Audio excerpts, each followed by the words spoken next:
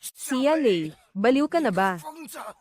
Talagang gusto mo ba kaming ubusin? Pagputol sa ilegal na negosyo ng human trafficking. Tiyak na papatayin ka ng lahat ng nasa ilalim ng mundo. Negosyo. Nakasusuka ang perang galing sa paghihiwalay ng mga pamilya. Nagagawa nyo pa talagang gastusin yan. 3 taon na ang nakararaan nang pumasok ako sa ilalim ng mundo para ubusin ang mga taong katulad ninyo. Nasangkot sa krimen at human trafficking. Simula ngayong araw, ang lahat ng illegal na operasyon ay kontrolado na ng grupong Molong. Sino mang maglakas loob na mag-trafficking ay lagot sa akin. Mabuhay ang Reyna, walang katumbas ang itim na dragon. Mabuhay ang Reyna, walang katumbas ang itim na dragon.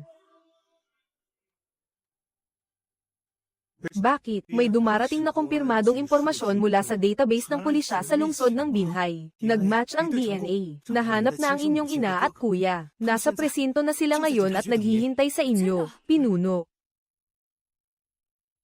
Paano naman ang aking ama? Noong kayo ay dinukot ng mga trafficker. Ang inyong ama ay nagbenta ng lahat para mabuhay kayo. 10 taon na ang nakalilipas, noong naghahanap siya sa ibang probinsya, ay nasangkot siya sa isang malubhang aksidente sa sasakyan. Siya ay pumanaw na po.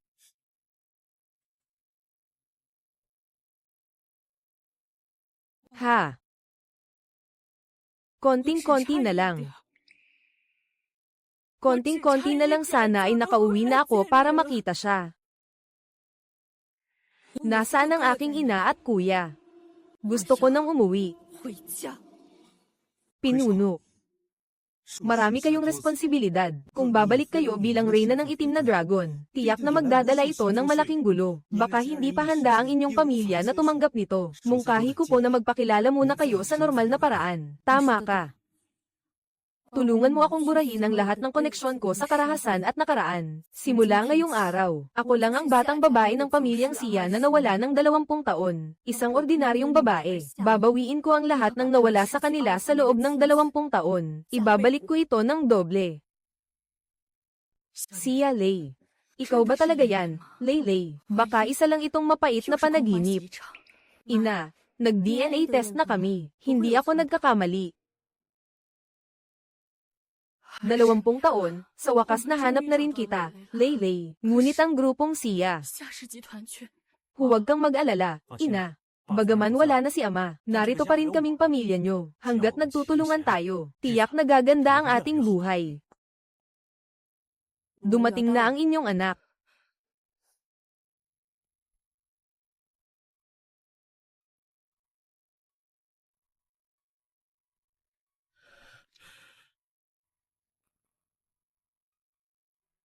Slowly fading out. Musikang dahan-daang lumalakas. Isang batang marungis. We were meant to be. Dapat ay maging maayos ang lahat. Kahit paitaya ko ang aking buhay, poprotektahan kita ng mabuti. Hindi ko nahahayaan na masaktan ka pa.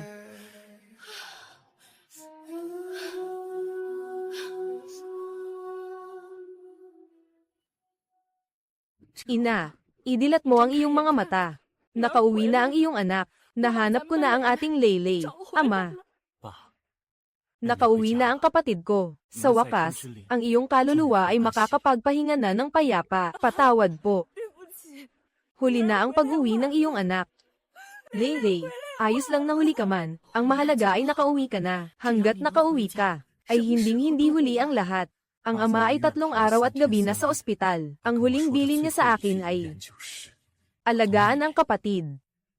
Panatilihing buo ang pamilyang ito, at pangalagaan ang grupong Sia.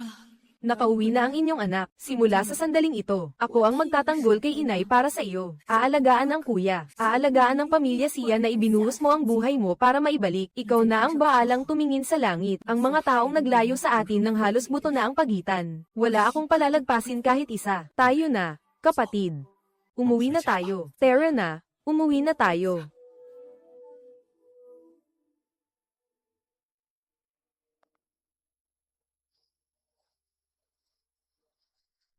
Sa wakas, nasa bahay na tayo. Inay, araw-araw nililinis niya ang silid mo. Baka kasi may araw na bumalik ka. Kumusta? Nakakalusot ba ang alikabok na pumasok sa bintana? Umalis ka na at magbayad. Leylay, huwag kang matakot. Mga kasosyo lang naman sila ng grupo. Nagbibiro lang ako. Kayo na ang manatili sa kotse. Ako na ang bahala rito. Kuya How. Mabuting nilalang, patawad po. Ngayong araw ay araw ng paghihiwalay ko. Araw ng pagbabalik ng kapatid kong Noalay ng mahigit 20 taon. Pakiusap po, bigyan ninyo ako ng mukha. Anong mukha ang sinasabi mo? 3 milyong utang. Ngayon na ang takdang araw. Kung wala ka pa ring maibabayad ngayon, putol na ang kamay mo. Ulupong ka. Bigyan mo ako ng 3 araw. 3 araw lang. Ang mansion na ito, agad ko itong isasanla. Kahit magbenta pa ako ng kaldero at bakal. Babayaran ko sa iyo ang lahat. Pakiusap. Huwag mo akong hiyain sa harap ng kapatid ko. Itigil mo na lang ng 3 araw. 3 araw lang. Ang kapatid mo palang ito, medyo maganda pa rin ang dating. Pagkalipas ng 3 araw, kapag wala ka pa rin mailabas na pera, hindi na lang iyang mansion mo ang kukunin ko. Sa oras na iyon, ibebenta ko rin ang kapatid mo at ipapalit ko siya sa pinsala ng Night President. Mga kapatid, tara na.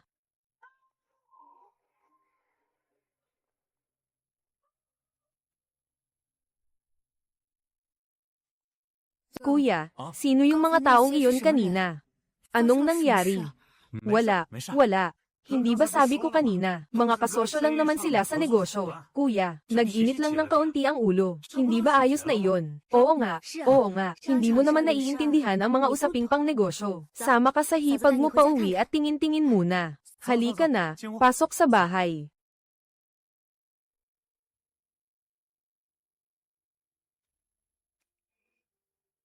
Huwag na. Ang mga ito, mga paslit lang na kung ano-anong gulo ang pinapagalaw sa labas. Mga imbento lang ng imbento. Buka, humanap ka ng tao para ayusin siya. Pasok na tayo sa loob.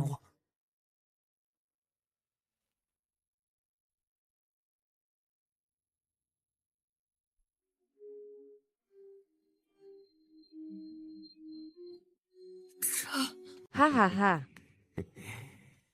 Ang ganda ba, anak? Ha. Ilagay na lang dito ang litrato. Ha.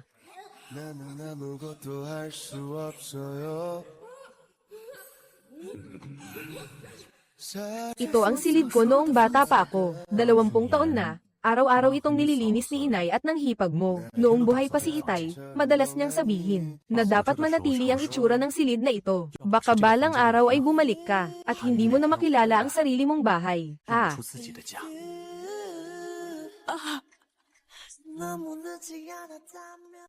Kakabalik lang ng kapatid mo. Hayaan mo muna siyang makapagpahinga ng maayos. Ikaw na ang sumama sa akin mamili ng gulay. Kapatid mo, mahilig talaga siyang kumain ng adobong baboy na luto ko. Oy, Xiao Yuan, tara na. 小袁，走。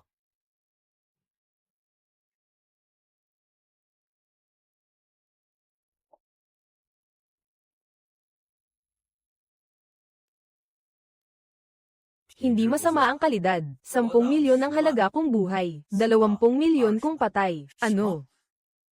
20 milyon lang. Ito ang aring salinlahi ng pamilya Siya. Hindi bababa sa 1 milyon ang halaga nito. Kung ganoon, pumunta na lang kayo sa ibang bahay at tingin-tingin. Akala mo ba pareho tayo?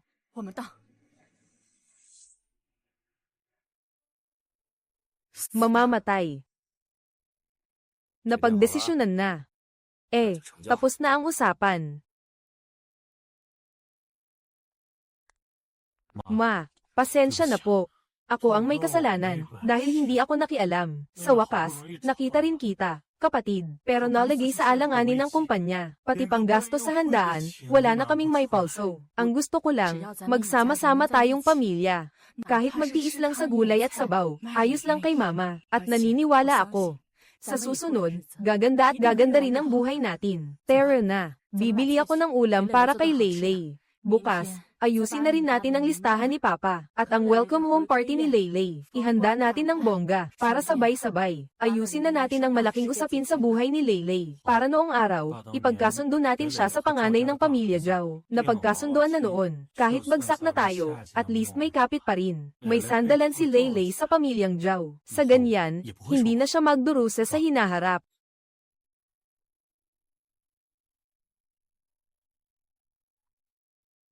Kakacheck lang ni Manager K.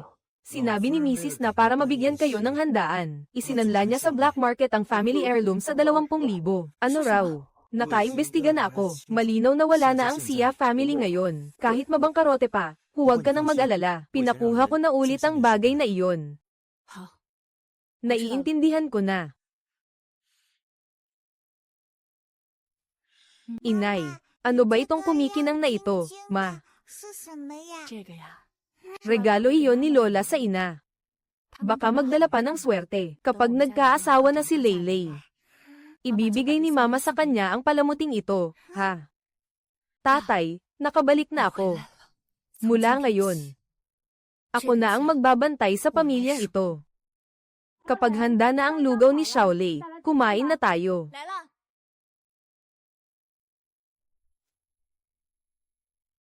Leylay, kumain ka pa. Pinagdurusa ka sa labas, kailangan mong bumawi ng mabuti. Kumain ka pa, kumain ka lang.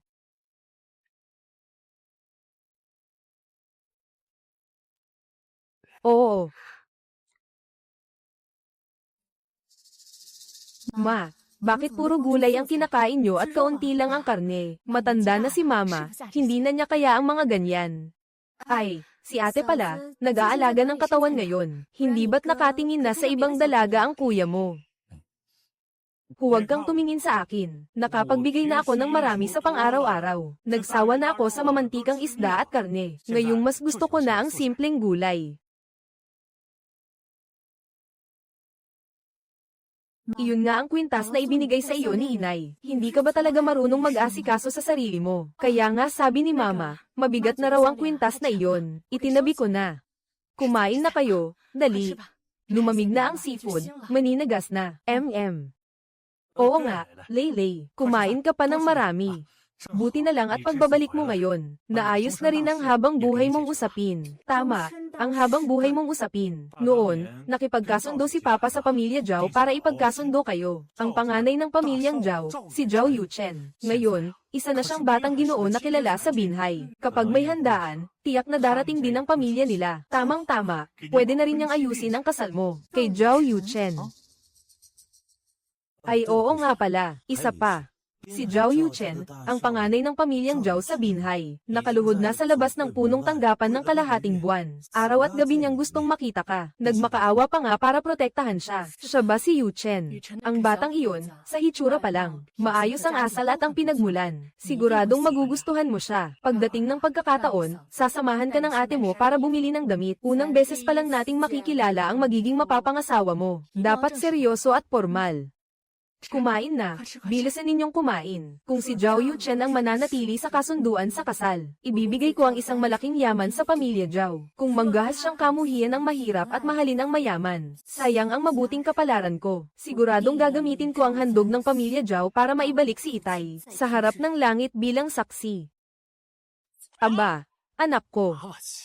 Hindi pwede iyan. Huwag mo nang sabihin yung ulirang hampas lupa na kinuha ng iba ng 20 taon. Kahit hindi siya naaga, sa estado niyang iyon ay hindi siya may haharap sa bahay na kasing yaman ng ginto. Wala pa nga siyang karapatang maging ikatlo ko. Ang kasunduang kasal na ito. Hindi ako sang-ayon.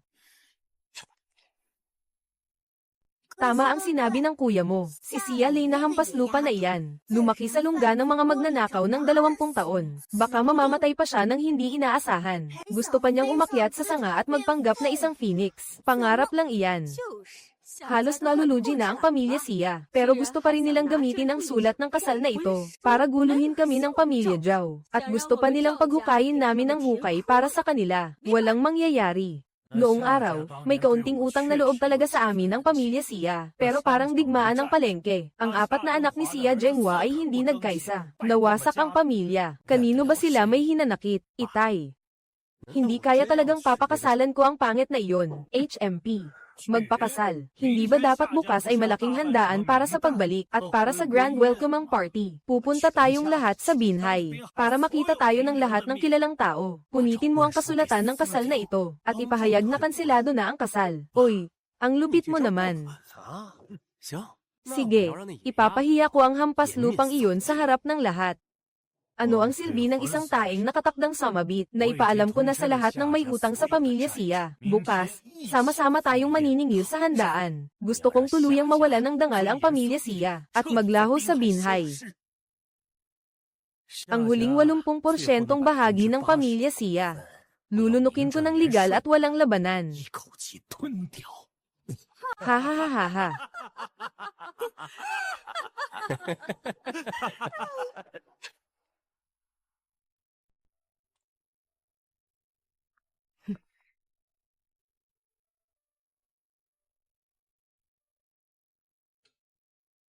Leylay, ang ganda ng damit na ito. Bukas ng gabi ay ang handaan ng tatay. At handaan din ang pagbabalik mo. Dapat ikaw ang pinakakinang at pinakaganda sa buong pagtitipon. Sige, subukan mo.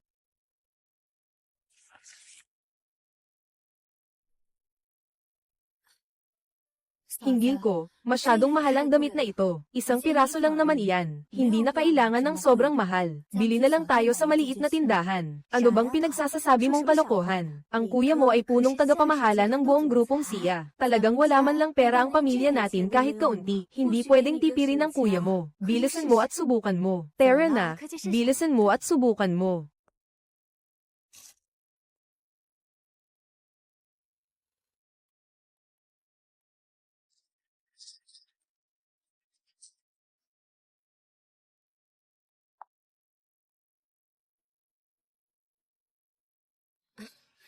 Inay, pwede ba kitang muling mautangan ng kaunti?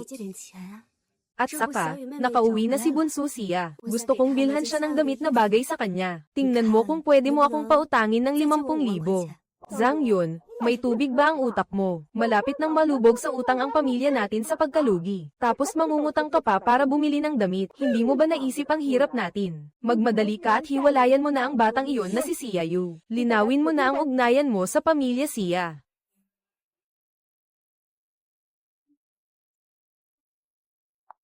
Alam mo naman ang kalagayan sa bahay. Sa mga nakaraang taon, napakahina ng kita. Talagang wala nang magagawa para tulungan si Sia. Itong 63,000 piso. Gamitin mo muna. Kumain ka ng maayos. Alagaan mong mabuti ang sarili mo. Inay. Mas nanaisin kong mamatay kaysa ibigay sa kanya ang kwintas ng biyenan ko. Pati ako, ibalik ninyo sa aking mga kamay. Bilang hipag, mas gusto mo pang manghiram ng pera sa bahay ng iyong manugang. Kailangan ding mapanatili ang dangal ng pamilyang Sia. Ingatan ninyo ang mukha ko. Makakaasa kayo, mga kasapi ng pamilyang Shu. Ngayong araw ay nakabalik na ako. Ako na ang magbabantay sa pamilyang ito. Sa pangalan ni Shen Yu ng grupong Molong. Para sa grupong Sia. Maghanda ng isang order na nagkakahalaga ng 10 bilyon. Maghanda rin ng isang top class na regalo na nagkakahalaga ng daan-daang milyon. Gusto kong maibalik ang pangalan ng aking ama. Todo Kinang at Karangyan. Siyempre naman. Sa huling pagkakataon, maraming pasasalamat sa inyo. Salamat sa lahat ng ating mga kaibigan, at pati sa mga kasosyo ng grupong Sia. Ngayon ang kaarawan ng aking ama na si Sia Zhenghua, at kaarawan din ito ng kapatid kong si Sia Lei. Ang araw ng masayang pagbabalik matapos ang 20 taon na pagkakahiwalay sa pamilya. Bagaman nitong mga huling panahon ay hinarap ng grupong Sia ang ilang unos. Pero naniniwala ako na kung magkakaisa at magsasanib tayo ng lakas bilang isang pamilya, hindi kailanman babagsak ang pamilyang Sia. Kaya ngayong sandaling ito, may isa pa akong mahalagang anunsyo. Alam ninyong lahat na noong nabubuhay pa ang aking ama, ipinagkasundo niya ang kasal ni na Leylay at ng pamilyang Zhao. Ito ang kasulatan ng kasal. Ngayon naligtas nang nakabalik si Leylay. Nararapat lang natuparin namin ang kasunduan sa kasal. Naniniwala akong sa suporta ng pamilyang Zhao. At dagdag pa ang pagsisikap naming lahat. Muling angat sa tuktok ang grupong Sia. Yu Chen, lumapit ka na. Yu Chen, mula ngayon ipagkakatiwala ko sa iyo ang kapatid ko.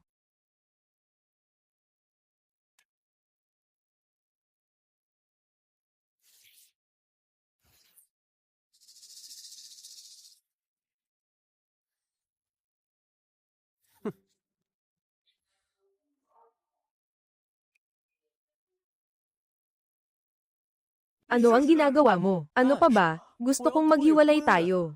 Hindi ba nalulugmok na sa hirap ang pamilyang siya ninyo? Kasing lapit na sa pagkabangkarote ang mga utang. Ngayon gusto pa ninyong gumamit ng ganoong punit pirasong papel para lokohin kami sa pamilyang Zhao. Idagdag pa ng pamilya ninyo ang ilang milyon na butas na iyan. Duran ko kayo. At ikaw, isang taga-bukid lang, isang matandang ligaw na pato na limot na sa putikan ng mahigit 20 taon. Akala mo dahil may balat ka pa, pwede ka nang pakasalan ako. Mukhang nabaliw na nga ang pamilyang siya ninyo. Ha ha ha, tama lang.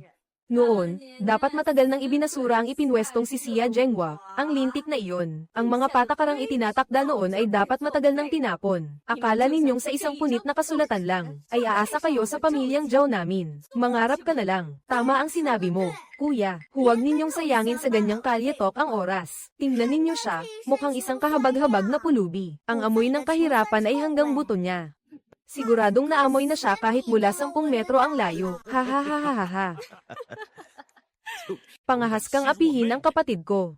Naghahanap ka ng gulo, ikaw mismo ang magdurusa. Nako, ang lakas ng loob mong mang-insulto. Dapat lang natanggapin mo ang kapalaran mo. Parang si Pan, mataas na opisyal ng pamilyang Zhao. Akala ninyong inunahan na kayo ng Mr. at Mrs. na daga. Sumugal pa kayo. Sa utos ng punong pamilya, dalhin ng Red Along nagkakahalaga ng 100 bilyon at dumalo. Araw ng kaarawan ni Ginoong Siya. Ngayong gabi, sino mang gagalaw kahit isang hibla ng buhok ng pamilyang Siya. Lipulin siya. Wasakin. Umalis. Ako, si Zhao Yuchen. Ang kumakatawan sa pamilyang Zhao, upang opisyal na putulin ang kasal ninyo sa pamilyang Siya. Ikaw na basurang nakatakas lang mula sa kamay ng mga tao. Kahit ipamudmud ka pa sa akin, hindi ko tatanggapin. Bastos ka, Zhao Yuchen. Noong bumagsak ang pamilyang Zhao ninyo, kami sa pamilyang Siya ang naglabas ng puhunan para sagipin kayo. Kayong dalawa, isang grupo kayo ng walang utang na loob. Ang negosyo ay parang larangan ng digmaan. Ngayon, ang grupong Siya ninyo ay sira na pati mga utang sa labas. Hindi na nito aabutan pa ang bukas na araw. At ginagamit pa rin ninyo ang mga lumang pinagsasabi noon na parang sirang plaka. Talagang wala kayong alam sa hirap at gutom. Hindi rin ninyo tinitingnan kung anong klaseng asal meron kayo. Gusto mo pa yata palitawin ang anak ko para takpan ang butas ng bahay ninyong walang hiya. Ang pangit na ito, gusto pang kumain ng karne ng gansa. Hindi man lang tumingin sa salamin kung bagay ba siya. Siya Lei, kung ako nasa posisyon mo, matagal ka nang nagtatago sa ilalim ng tulay. Ang magtago ka nga, hindi ka naman bagay dyan. Mukha ka pang aso na pinulot sa lansangan. Nakakahiya ka talaga. Hindi mo ba alam na ang katawan mo ay pangkasal na damit? Ninakaw ba iyan o kinita mo sa pagbebenta ng laman mo? Babasagin ko ang bibig ninyong lahat. Huwag ka nang pumunta. Maliit na isda. Hinahanap nila ito ng matagal at sadyang may balak. Huwag kang magpaloko. Ha ha ha. Hindi nyo alam kung sino ang mamamatay. Kayong pamilya Zhao pala. Hindi pa kasal. Ano ka ba sa tingin mo? Isang hampas lupang tulad mo, sumasawsaw pa sa usapang ito. Mukhang nabaliw ka na sa pagkansela ko ng kasal natin. Sira na ba ang ulo mo?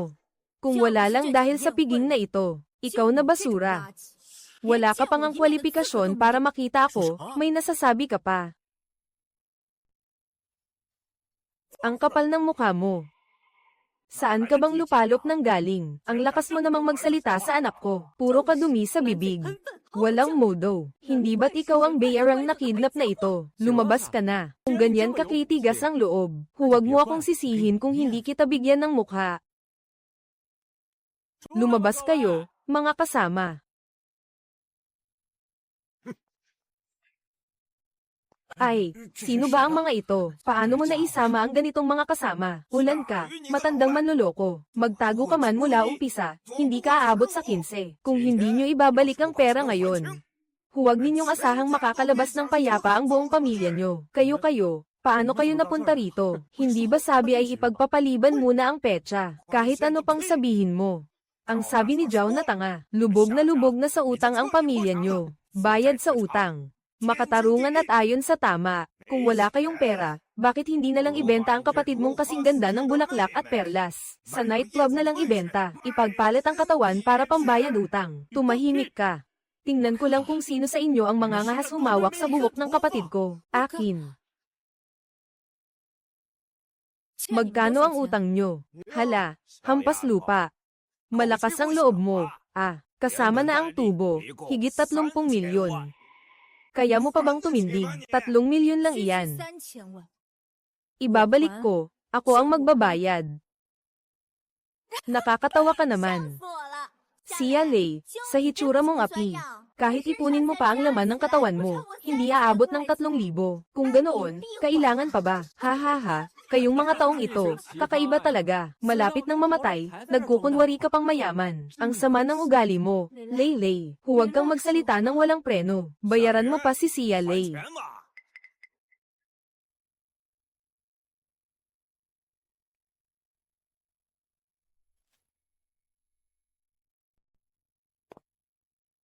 Mabuti po, Ginoo, pakiusap. Alang-alang sa tulong ninyo noong buhay pa ang aking ama, pahiramin mo ako ng 30 milyon. Tulungan mo akong makatawid sa krisis na ito. Ang lalaking tulad ng mixing buhay mong ama, hindi rin marunong makipag-usap sa akin tungkol sa usaping pang negosyo. Pero kung ipapahiram mo ang pera sa iyo, pwede rin. Lumuhod ka at magmakaawa ka sa akin na parang aso. Tapos dilaan mo pa ng husto ang sapatos ko. Ano ba ang sinasabi mo? Ayaw mo ba? Kung ayaw mo, sige, ha ha ha. Sige. Kung may manggahas na kumilos laban kay Ginoong Zhao, lumuluhod ako. Bawal umuwi. Ang mga tao ng pamilya ko, hinding-hindi yuyuko sa ganitong mga hayop. Hinahanap ka ni Sia Yu, kapatid mo. Bantayan ang pamilyang ito. Tay, pangako ko, poprotektahan ko si Bunso, bantayan ang pamilyang ito. Ayos. Luluhod ako.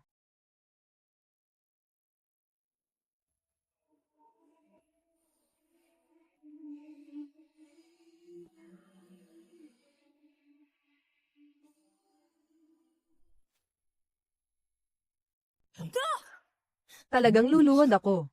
Ay, grabe, hindi ko inakalang aabot sa ganito. Itinuring niya ang manugang ng pamilyang ito na aso. Kung may kapangyarihan si Xia Zhenhua, paano pa kaya? Hindi kaya biglang sumulpot mula sa kabaong at tumayo. Bangkay na nga, haha, naging maayos pa ang anak, ipakalat sa buong binhay.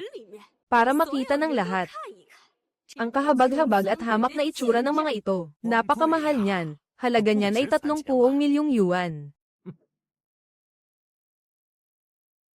Ibuhos mo sa akin ang bote ng alak na ito, hanggang sa isang patak na lang ang matira. Mamatay ka sa hiya, estudyante ka, naghahanap ka ng gulo. Xiao Lei, ako ang kailangan. Tay, ipinangako ko na sa inyo, kailangang bantayan ang pamilyang ito. Bantayan si Bunso, kahit mamatay pa ako rito ngayon, hindi ko hahayaang saktan kanya. Sige. Iinumin ko.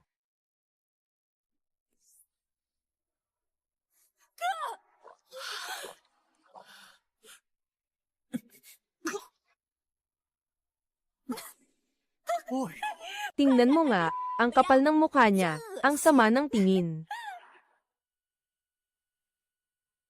Xin Yu. Sa loob ng 60 segundo, gusto kitang makita agad sa harap ko, pagkatapos ng lahat ng pang-aapi ninyo sa pamilya ko ngayon. Wala ni isa sa inyo ang makakatakas. Bilesen. Sa loob ng 60 segundo, dapat nasa bulwagan ka na.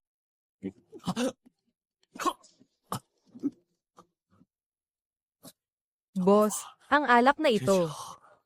Nainom ko na. Chanzi, matutulungan mo ba kami ng kinin ang grupong Sia? Ang grupong Sia lang. Walang problema.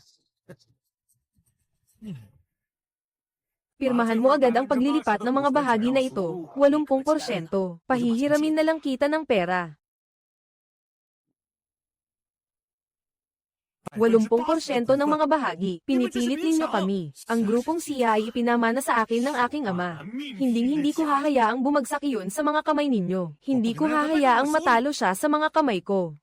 Hindi ito pag-inom lang. Kung hindi magbibigay ng parusa, paano pa? Sige. Ngayon din, ipapalasap ko sa inyo ng mga taga-Sia ang desperasyon. Hoy, tagapangasiwali, tama, ako na ang namamahala sa grupo ngayon. Talagang hindi ako papayag na matalo. Pautangin ninyo ang bangko niya ng 30 milyong yuan, pwede nang mabawi, maglabas ka agad ng kasulatan.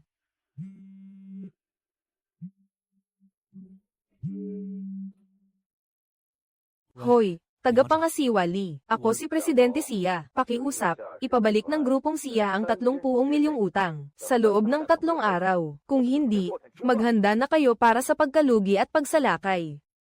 Hindi lahat sumasang-ayon. Gusto ba ninyo akong itulak sa kamatayan? Sa ngayon, kayo sa pamilyang Siya ang tanging laman na lang sa tabla. Kung paano ko kayo hiwain, ganoon ko kayo hiwain. Ha ha ha.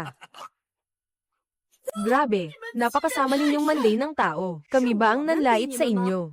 Kayo ang hindi marunong umintindi ng sitwasyon. Tama. Ngayong araw, tuluyan ng tapos ang pamilyang Siya. Mula ngayon, sa lungsod ng Binhay, ang pamilya Zhao na lang ang may habol. Sino ang nagsabing tapos na ang pamilyang Siya? Wala na.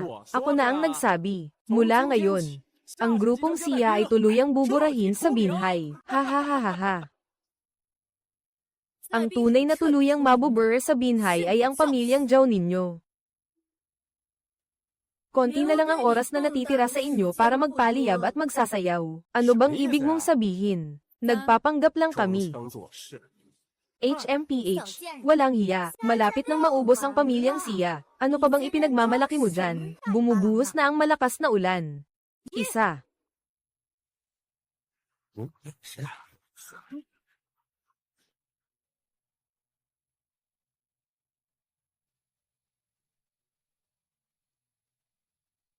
Itaas mo ang gamit at buksan. Molong Gold White, gumawa ng order na umaabot sa 100 bilyon. Gold na milyonaryong sasakyan, paninda sa plaza, pangunahing tindahan, mga nakahandang gamit. Pakitandaan ang pangalang ito sa susunod, Gurofa. Sinalubong ni Long ang paglapag niya. Iba yung galang naming tinatanggap ang pagbabalik ng hari. Pakilala ang parusang iginawad sa girong ito. Hindi ba dapat pagbalik ng prinsesang ito ay may katapat na parusa? Grupong Molong. Iyon ang hari ng ilalim ng mundong hawak ang buong Dragon Kingdom. Paanong mapapahiya niya ang pamilyang Siya sa harap ng ganito kalaking kahihiyan? Nababaliw na ba kayo? Kaya pala nasa likod ang pamilyang Siya dahil may sandalan silang grupong Molong. Kuya, ano ba talagang nangyayari dito? Kuya. Sa totoo lang, imposible akong. Talagang imposible. Anong klase ba ang grupong Molong? Isa iyong dragon na galing sa langit. Ano ba naman iyang asawa ng anak ninyo? Isa lang namang daga sa madilim na imburnal. Isang pulutong na mga bulok na walang maiaambag kahit 300 milyon. Ha ha ha. Hindi ba pwedeng magpadala ng higit pa sa 100 milyong regalo ang dragon para sa inyo? Nahandog. Isa lang ang malinaw sa lahat ng ito. Sila ang mga taong ito. Ikaw ang kapatid na matagal mong hinanap sa loob ng 20 taon. Pakisuyo, mga artista. At ang mga Red Along ito, peke lahat. Tama. Akala mo ba tunay na ginto at pilak ang mga basurang ito? Siya-yu, itapon mo ang mga pekeng ito. Huwag mong dungisan ang lugar na ito. Sige na, ang galing mo pa, ha?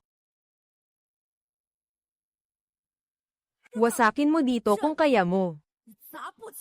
Ang taas ng ulo mo at ang tapang-tapang mo. Sinasabi ko sa iyo, ngayon, hindi lang ako si Sira. Aapakan ko pa ang mga basurang ito. Lahat ng ito, dudurugin ko sa ilalim ng paa ko para alam ninyo ang lugar ninyo.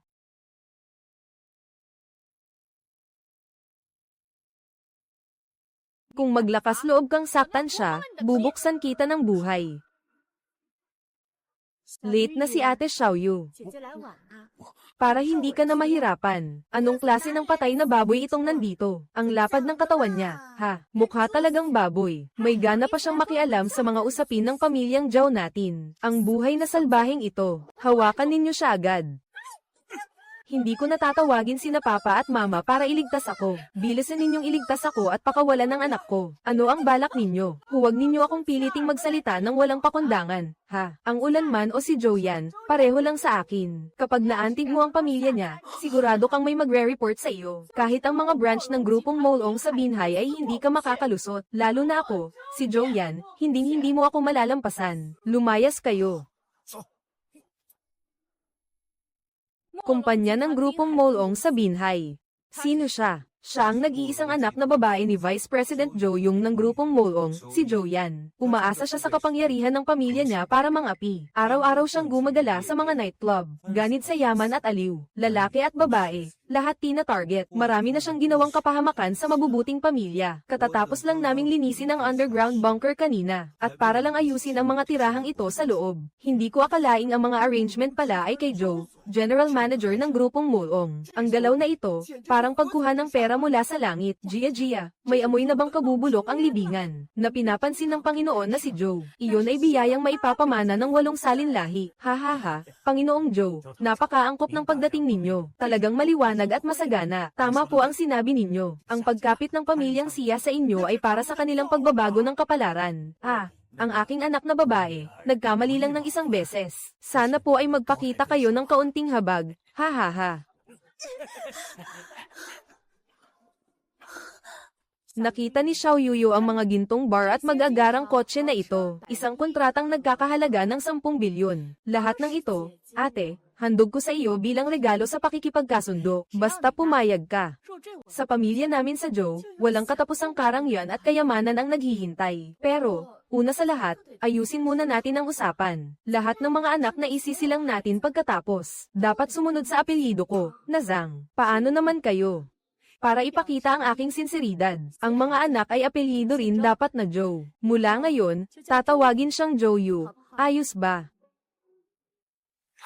Gawin mo akong katawa-tawa, at gusto mo pang baguhin ang apelyido ng ninuno ko. Nanaginip ka ba? Isang bagay na walang hiya, ipapakasal kita sa akin. Ibig sabihin, ang libingan ng ninuno ng pamilya ninyo ay aapuyan ng usok. Pagpasok mo sa pamilya Joe namin, kailangan mong maging isang asong marunong sumunod sa amo. Ang mga anak na isisilang natin ay siguradong Joe ang apelyido. At ikaw rin, kailangan mong isuot sa akin ang apelyido ng ninuno mo. At palitan ang pangalan mo ng Joe Yu. Baka panaginip mo lang na ikinasal na ako. Sinasabi mong wala siyang paraan para magmaneho. Anong pakialam mo? Maangas ka pa rin. Akala mo pa rin ba na ikaw ang dating kasintahan ko? Ginoo. Hindi ka man lang nahiya sa sarili mo. Nag-aakala ka pang pwede kang maging manugang namin sa pamilya Joe. Iyan ang biyayang pinaghirapan ng mga ninuno mo sa ilang salinlahi. At pagdating sa kasal, kapag wala na siya, pwede na. Si Joe Tangzu Jin Yu yan mismo ay nagkagusto sa basag-ulong ito. Talagang matindi ang paghangang ipinamalas niya. Hindi ka pa ba magmamakaawa para sa tulong? Hindi mo ba narinig ang masamang balitang iyan? Buksan mo ang mga mata mo at tingnan mo ang paligid. Kung hindi dahil sa tulong ng asawa ko, sa mga utang ninyo sa labas, bukas sa pamilya ninyo. Kahit matulog sa kalye wala kayong karapatan. Dali, hiwalayan mo na ako. Ang parusa sa pamilya Joe namin, may hangganan ng pagtitimpi ko. Hiwalayan mo ako. Sino ang tinatakot mo? Hoy, anong hambog na basurang lumitaw dyan? Nakikialam ka pa sa usaping hindi mo naman trabaho. Ngayong araw, ako ang magtatakda ng mga salita. Sasabihin ko ng 3 beses. Kung hindi siya luluhod at tatawagin akong asawa, mamamatay kayong lahat ngayong gabi. 3. Hindi na kailangan, ako na mismo. Imposibleng makipaghiwalay ako sa hipag ko. Anak siya ni Sia Zhenhua. Siya ang kuya ko sa pamilya Sia. Imposibleng maging manugang siya ng pamilya Joe ninyo. Ikaw na hamak, anong pinagsasabi mo? May karapatan ka bang magsalita rito? Pati ang pagdila sa boto ng asawa ko, kaya mo. Sa tingin ko, sumobra na ang kapal ng mukha mo. Ikaw ba ang nagpakalat sa labas ng mahigit 20 taon? Sira na ba ang utak mo? Naglalakas loob kang magsalita ng ganyan sa aming Panginoon ng pamilya Joe. Ikaw na walang silbing kuya, gusto mo pang maging tagapagmana ng pamilya Joe. Sa libingan ng mga ninuno ninyo, may usok na umaakyat. Ano ngayon? Isang hampas lupang nakasakay lang sa alon. Akala mo ba talaga kung sino ka? Bilisan mo, Panginoon Joe, at putulin ang dila niya. Tingnan natin kung matapang pa siyang sumagot. Talagang malas na tao. Mahirap lang manghiram ng kapatid na babae ang pamilya Sia, at sasakay pa sa mataas na pwesto ng Panginoon ng pamilya Joe. Sinira mo na ang imahe mo, hampas lupang ito. Kung gusto mong mamatay, huwag mo nang idamay ang iba. Napaka-arogante at pabaya ng lalaking ito. Nilate mo na ang grupong Molong. Ngayong gabi, parang wala ka nang matatakbuhan. Huwag kang magyabang kung wala ka namang alam. Akala mo pa rin ba na ikaw ay isang mayamang dalaga? Joe yan. Tinanong kita, sigurado ka bang ikaw ang nagpadala ng mga red along ito? Siyempre, sa buong lungsod ng Binhay, maliban sa grupong molong ko, sino pa ang makakapagbigay ng halagang 100 milyon? Hindi ako ang isdang buwaya, hindi kaya ikaw ang hampas lupang gutom na ito. Tama ang hula mo. Ang tiyan ng demonyong ito. Si Wusong ang tinutukoy ko. Ha ha ha. Ang yamang ipinagyabang nitong hampas lupa, galing sa iyo. Alam mo ba kung anong sinasabi mo? Anong susunod? Hampas lupang yaman. Sa tingin ko, delusyonado ka na yata sa hampas lupang yaman. Ha ha ha, itong kulubing kunwari pa rin boss. Nakakatawa ba ako? Lao Jiao. Ang pamilya Siya na ito, talagang nakakapagpabukas ng mata. Si Siya Zhenghua ang pinakamalaking bigo sa buhay na ito. Dahil lang may ganitong anak na babae. Talagang kahihiyan ng pamilya Siya. Lei, tama na. Humingi ka na agad ng tawad kay Madam Zhou. Hindi natin sila kayang galitin. Lei, pakinggan mo ang ate mo. Ate mo, huwag kang matakot. Ako ang sino. Tama. Ha ha ha. Tama ka. Ang tatay mo, pinaglalaroan ba niya si Lord Zhou ng grupong Mulong? Anong klaseng tao siya? Ang tapaka ng tahanan ni Xiaoxiong. Ang buhay na hari ng impyerno na nakalabas mula sa dagat ng dugo, kahit si Uncle South Province Facial Zhou. Kapag nakita ang direktor ng grupong Mulong, luluhod at magsasalita ng maayos. Ikaw na probinsya ng hampas lupa, gumanda na ang loob mo. Ano ka ba sa tingin mo? At manggahas ka pang sumagi sa direktor ng grupong Mulong. Siraulo ka na talaga. Manggahas kang lapastanganin ng direktor ng grupong Mulong. Malaking kasalanan iyan ng angkan ng Jiao. Kayong lahat, ngayong araw, lahat sa pamilya Siya ay sasama sa iyo sa libing. Ay naku, umatras tayo at maupo ng malayo-layo. Huwag ninyong idikit ang sarili ninyo sa politikong iyan. Patay kang hayop ka. Hindi mo alam kung kailan ka mamamatay. Huwag tayong madamay sa malas. Kapitan Guo. Bata pa ang kapatid ko, hindi pa niya naiintindihan. Hindi maayos ang ulo niya. Nagsasalita siya ng walang kaayusan. Huwag po ninyo siyang pagtulungan. Hindi ko po siya papatulan.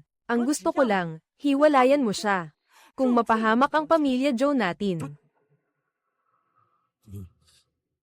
Bukas, hindi na tayo makakaahon. Isa ka pa ring may dugong bughaw, ha? Kung ayaw mo, ako ang sasang-ayon. Ate, ako. Ngayong araw, makikipagdiborsyo si Zhang Yun sa kanya.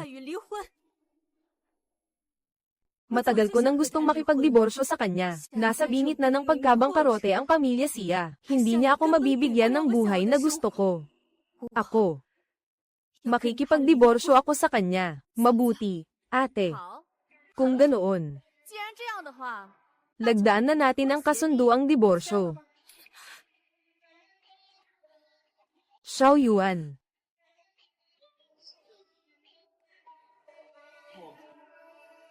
Mula noong junior high pa lang, hindi ko na matiis ang sarili ko.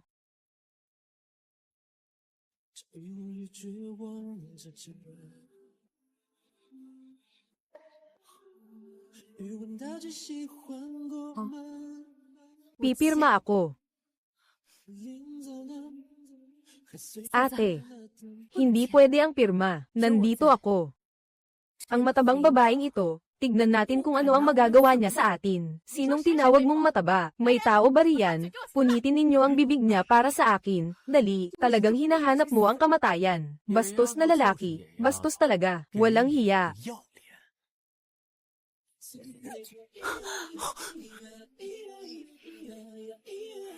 Xiaolei, tapos ka na ba sa kalokohan mo? Umalis na si Itay. Ngayon, ikaw lang ang umaako sa buong pamilya. Anong alam ng isang bagong balik na hampas lupa? Ano bang alam mo sa ilalim ng mga puwersa? Ano ba ang grupong Mulong? Pero hindi niya iyon madali. Nakikiusap ako, tama na ang gulo.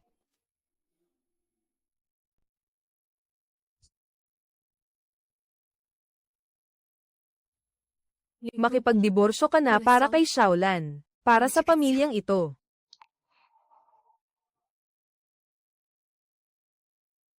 Pirmahan mo na, dali. Pagkatapos ng pirma, tayong dalawa na ang ikakasal. Ngayong gabi. Ate, ipaparanas ko sa inyo kung ano ang ibig sabihin. Matindi ang pagnanasa. Ha ha ha.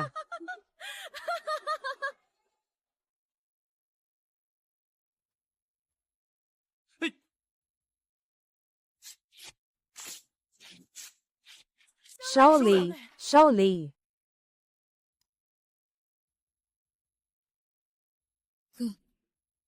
Hipag, huwag kang magpapagapi sa akin. Hindi kami basta-basta tatargetin at gagawing pangontra. Huwag kang umastang ang taas-taas mo. Ngayon ka lang aawayin ng leader ng aming pangkat. Lumuhod ka agad at umamin ng mali. Kung hindi, isa-isa kayong lahat sa pamilya ay walang aasahan. Ligtas kang lumabas sa pinto na ito. Xiaolei, akala mo ba ang lakas-lakas mo? Bakit tahimik ka na ngayon? Pinababayaan ka ni Miss Joe. Ang pagluhod ay regalo ba sa iyo? Bilisan mo at paluhurin siya para humingi ng tawad. Baka nga matuwa pa si Miss Joe. Baka pwede pa nilang iwan sa inyo ang buong bangkay. Hahaha, tama. Hindi pa nga nila alam kung anong klaseng basura sila. Akala mo ba talaga kaya mo ang grupong Molong? Paluhurin mo ako. Baba ako, luluhod ako sa langit at sa lupa, sa aking mga magulang. Sa harap ng aking ama, luluhod ako. Sa habang buhay na ito, hindi na ako luluhod kanino man. Pero ikaw, naghahanap ka ng kamatayan. Hinahanap mo ang kamatayan sa mismong ampalya ng kapalaran. Wala pang makapagtuturo sa akin. Ang ilong ni Joyan ang nagsabi ng dalawang salitang ito. Ang taong huling nagsabi ng dalawang salitang iyon. 3 bala na ang nataklap sa kanyang bibig. Xiaolei, nabaliw ka na ba? Akala mo ba talaga may malaking pangalan ka pa? Akala mo ba nasa panahon ka pa rin? Nang pinakamakinang ang mga bagong dating. Ang tigas talaga ng ulo mo. Kamag-anak ni Joe. Sa taong hindi umiiyak hanggat hindi nakakakita ng kabaong. Anong kalokohan? Kung pumalag ka sa kinatawang Joe. Dapat binugbog ka na agad hanggang mamatay. Binuksan na nga ang lambat sa dagat para manghuli ng isda. Paano mo natiis na paakitin ang mata mo rito? HMTH. Kahit sino, huwag basta gagalawin ang kapatid ko. Kagalang-galang na Pinuno Joe, wala pa sa sarili ang anak kong babae. Mahal po ninyo, mahabagin kayo. Pakiusap, patawarin po ninyo siya. Kami na ang luluhod para sa kanya. Xiao Yu. Bilisan mong humingi ng tawad kay kagalang-galang na Pinunong Joe sa pamamagitan ng pagluhod. Hindi na kailangan. Hindi na kailangan. Bitawan mo ako. Sinasagip ka namin. Oo, ma. Kuya. Hipag. Nasa langit si Itay at pinapanood tayo. Matigas ang buto ng pamilya namin. Sa buhay na ito, hindi kami luluhod kanino man. Matagal na naming hindi luluhuran ang kahit sino. Ang mga kamay at paa nito, gilingin ninyo ng pira-piraso. Gusto kong maranasan niya ang mamatay sa hirap kaysa sa mamatay na lang agad. Bawal kayong gumalaw.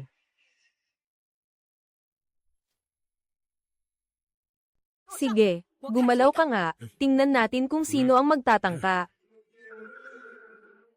Mukhang gusto mo nang umarte ng sobra-sobra. Magpalabas ka ng maraming artista at gulo rito. Akala mo ba talaga isa ka pa ring mataas sa grupong Molong? Itong si Joe Kangto, isang ulupong na hanggang leeg na ang usok pero nagpapanggap pa ring Diyos-Diyosan. Sabi ko, agad mo siyang patumbahin sa harap ng lahat para malaman niya ang magiging kapalit ng pag-aaklas laban sa grupong Molong. Ha ha ha.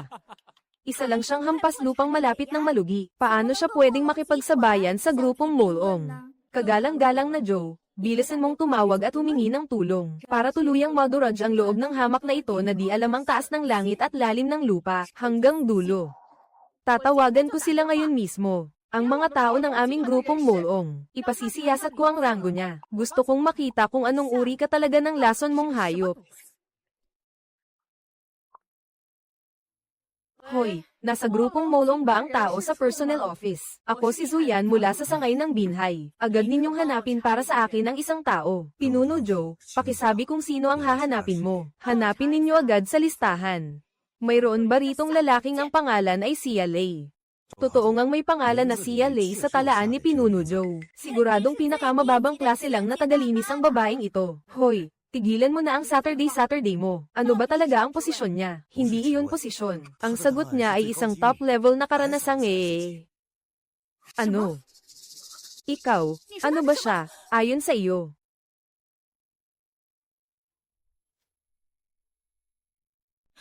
Nako, hindi kaya siya talaga ang itim na Dragon Reyna.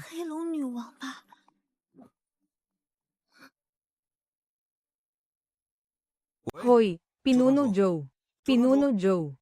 Ay, pasensya na po, pasensya na po. Nagkaproblema lang ang sistema kanina. Lumutang ang isang lihim na file sa pinakaibabang antas. Linawin mo sa akin ito. Ipakita mo sa akin kung anong klaseng tao ba talaga siya. Natagpuan na, kapangalan at kaparehong apelyido. Sa after sales department ng sangay natin sa Binhay. Noong nakaraang linggo, nag-recruit sila ng isang pansamantalang empleyado na ang pangalan ay CLA. Oo, pansamantalang empleyado. Bale ordinaryong tao lang sa paligid. 3,000 ang buwan ng sweldo. Siya ang naka-assign maghatid ng tsaa, tubig, at maglinis ng palikuran. Wala man lang regular na posisyon. Ha, muntik na akong matuliro sa takot. Akala ko kung sinong dakilang bigatin. Huwag matakot ang lahat, malinaw na ang lahat. Ang CLA na iyon nga ay sa atin, sa grupong Molong. Pero siya ay mula sa after sales department ng sangay natin sa Binhay. Bagong hire lang na pansamantalang tauhan. 3,000 ang buwan ng sweldo. Karaniwang tagahatid ng tsaa, tubig, at tagalinis ng palikuran. Ay nako, halos mapatay niya ako sa takot. Sabi ko na nga ba? Isang ligaw na pato mula sa pamilyang bagsak. Paano magiging isang taong abot hanggang langit? Malinis na malinis ang investigasyon ng personnel office. Ikaw, isang pansamantalang empleyado na wala ni isang regular na posisyon. Lakas mo naman akong utusan at pagmalditahan. Ikaw, isang maruming upuan sa palikuran. Baka nakainom ka ng maling gamot. Sige, dumating pa para magpanggap na pinuno ng ilalim na mundo. Akala mo kung sinong klaseng bagay ka. Nakakabaliw talaga. Halos mahulog ang ngipin ko sa tawa. Naging bayaw lang ng kalahating araw. Umarte na agad na parang multo. Sabi ko na nga ba? Anak ka ng pamilyang bagsak. Paano ka aakyat sa sanga at magiging fengwang? Kaya pala, pumunta lang siya para tumulong sa mga tao ni Black Gang at naging sobrang yabang pa. Hahaha, grabe. Ang nagmamarunong na lalaking iyan sa after sales ng pamilyang Sia. Sira ulo talaga. Sobrang lakas ng loob. Naglakas loob pa siyang bumato ng ganitong eksena sa harap mismo ng tunay na pinuno. Mukhang sisirain na yon ng pamilyang Sia ang buong angkan. Sige. Wala akong oras para samahan ka rito sa kalokohan mo. Nagpahuli na ng asawa-asawa. May tao dyan, hulihin ninyo ito para sa akin. Itapon ninyo ang mga basurang dinala niya palabas. Ang lakas ng ulan Gapyusin ninyo siya para sa akin. Dalhin siya sa aking vilya at hugasan ng maayos. Ngayong gabi, makikipagtatalik ako sa kanya. Kung gusto mo ng anak, kailangan mo ng mahabol.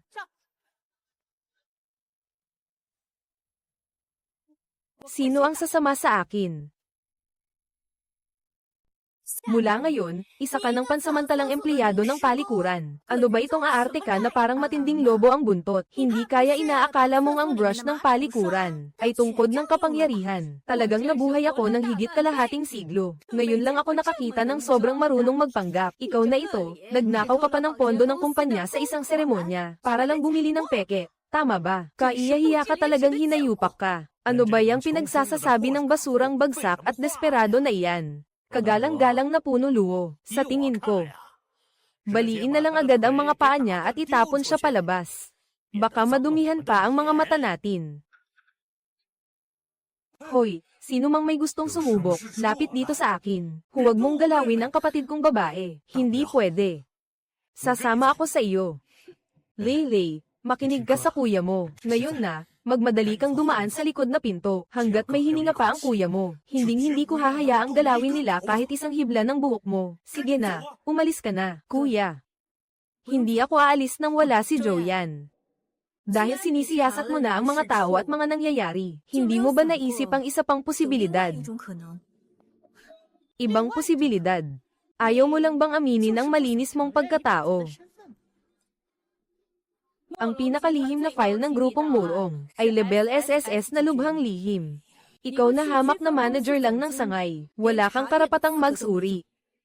Wala ka ring karapatang malaman ang tunay kong pagkakakilanlan. CLA, tingin ko sira ka na sa utak na Lebel SSS. Mamamatay ka na nga lang. Umaarte ka pa rin dyan. Talagang hindi iiyak hanggat hindi nakakakita ng kabaong. Mabilis. Joe, punitin mo ang bibig niya. Ikaw na walang hiya, nagmamagaling ka pa at binangga mo ang ulo ng asawa ko. Ang asawa ko ang general manager ng sangay ng grupong Molong sa Binhay. Buong Binhay ay nasa ilalim ng aking kapangyarihan. Dakpin ninyo ang hamak na ito. Pag-iyan din ninyo ang kasunod niya at ibalik sa kulungan. HMPH. Sabi ko na huwag mong galawin ang kapatid ko. Hindi pwede. Sasama ako sa iyo. Shen Yu, dakpin mo sila para sa akin. Utos. Anong ginagawa ninyo? Bitaw, bitaw, bitaw, bumangon ka at ano?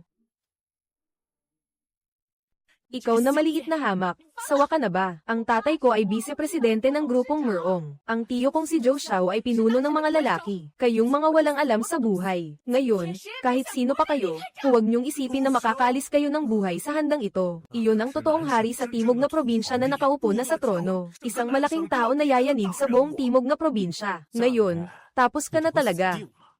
Inalipusta mo ang tigre na nakasandal sa timog na probinsya. Kahit si Dakilang Erlang ay hindi ka na may iligtas. Ha. Ikaw talaga, akala mo ba isa kang mahalagang tao?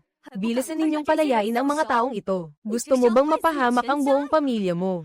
Kung ako ang nasa lugar mo, luluhod agad ako at hihingi ng tawad. HMPH, Leylay, pabayaan mo na sila, bitawan mo na. Hindi natin sila kayang kalabanin. Ngayon alam mo na ang takot, umalis ka agad dito. Dilaan mo ng malinis ang sapatos ng asawa ko. Kung mabait lang sana ang asawa ko, pwede ka pa sana niyang pagbigyan ng buong bangkay. Bitawan mo na.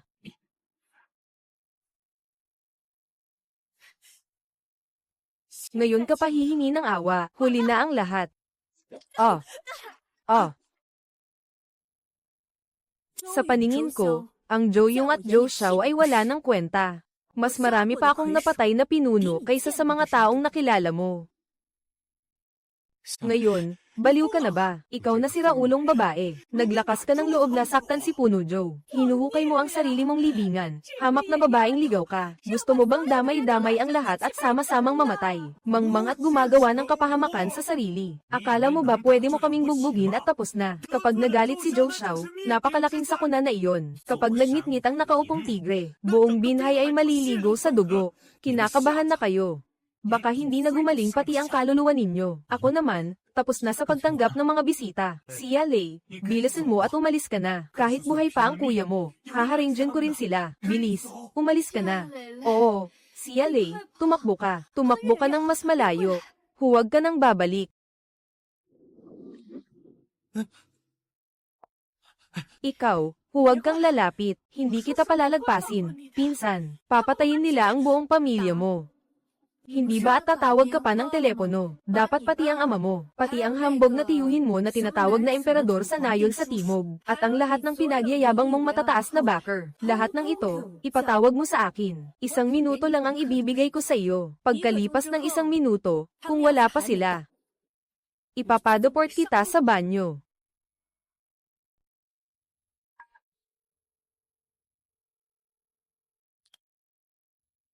Ha? Nasaan ka na? May isang loko na nanggugulo sa teritoryo ko. Pinadugo pa niya ako.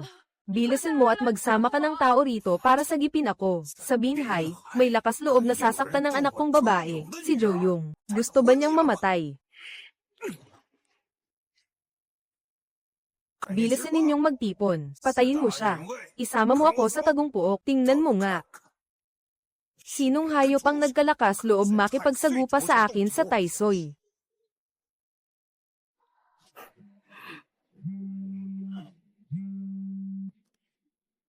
Hoy, tiyo. Ako si Yan. May nanggugulo sa teritoryo ko. Gusto raw kaming lipulin ng tiyuhin ng dagat. Magdala ka agad ng tao rito.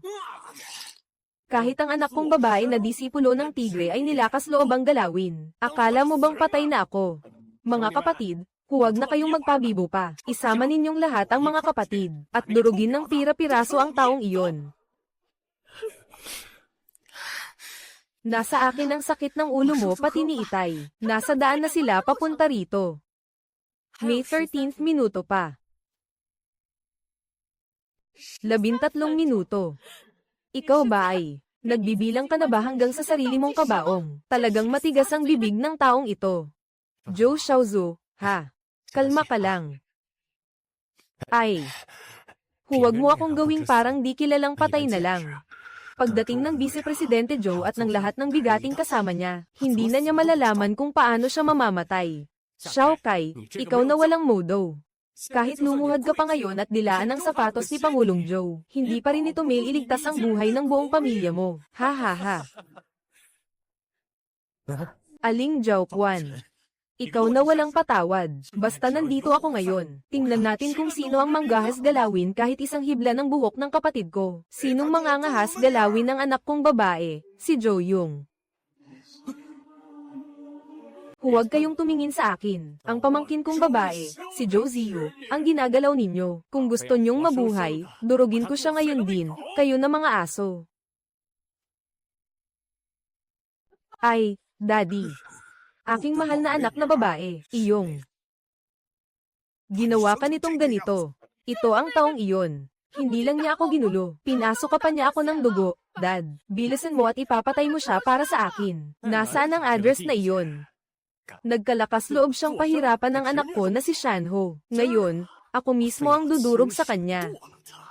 Babaliin ko ang bawat buto sa katawan niya. Tapos na. Nalinis na ang pamilya natin. Kahit pa madurag siya ngayon, hindi ko hahayaan na dumampi sila sa iyo. Mga Ginoo, nandoon ang taong iyon na walang takot sa buhay o kamatayan. Mas mabuti bang unahin na natin siyang patayin? Bigyan natin ng ginhawa si Pangulong Joe, ha?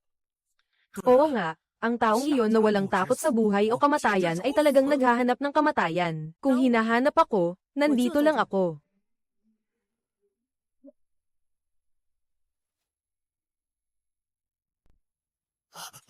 Hindi ba at ikaw ang nagmi-meeting? Bakit nakatanga lang kayo? Uncle, pabilisin ninyo. Pahabulin ang mga tao ko at patayin siya. Ilabas ninyo ang galit ko. Halika, ako ang banggay mo. Kung may problema, sa akin ka tumakbo. Ako ang sasalo para sa kapatid ko. Pakawalan ninyo ang kapatid ko. Pakiusap, tama na. Bubuwis ako ng buhay ko kapalit nito para sa inyo. Huwag ninyo galawin ang anak ko. Kuya. Mga manugang, huwag kayong mag-alala. Nandito ako, hindi kayo mamamatay sa bahay na ito.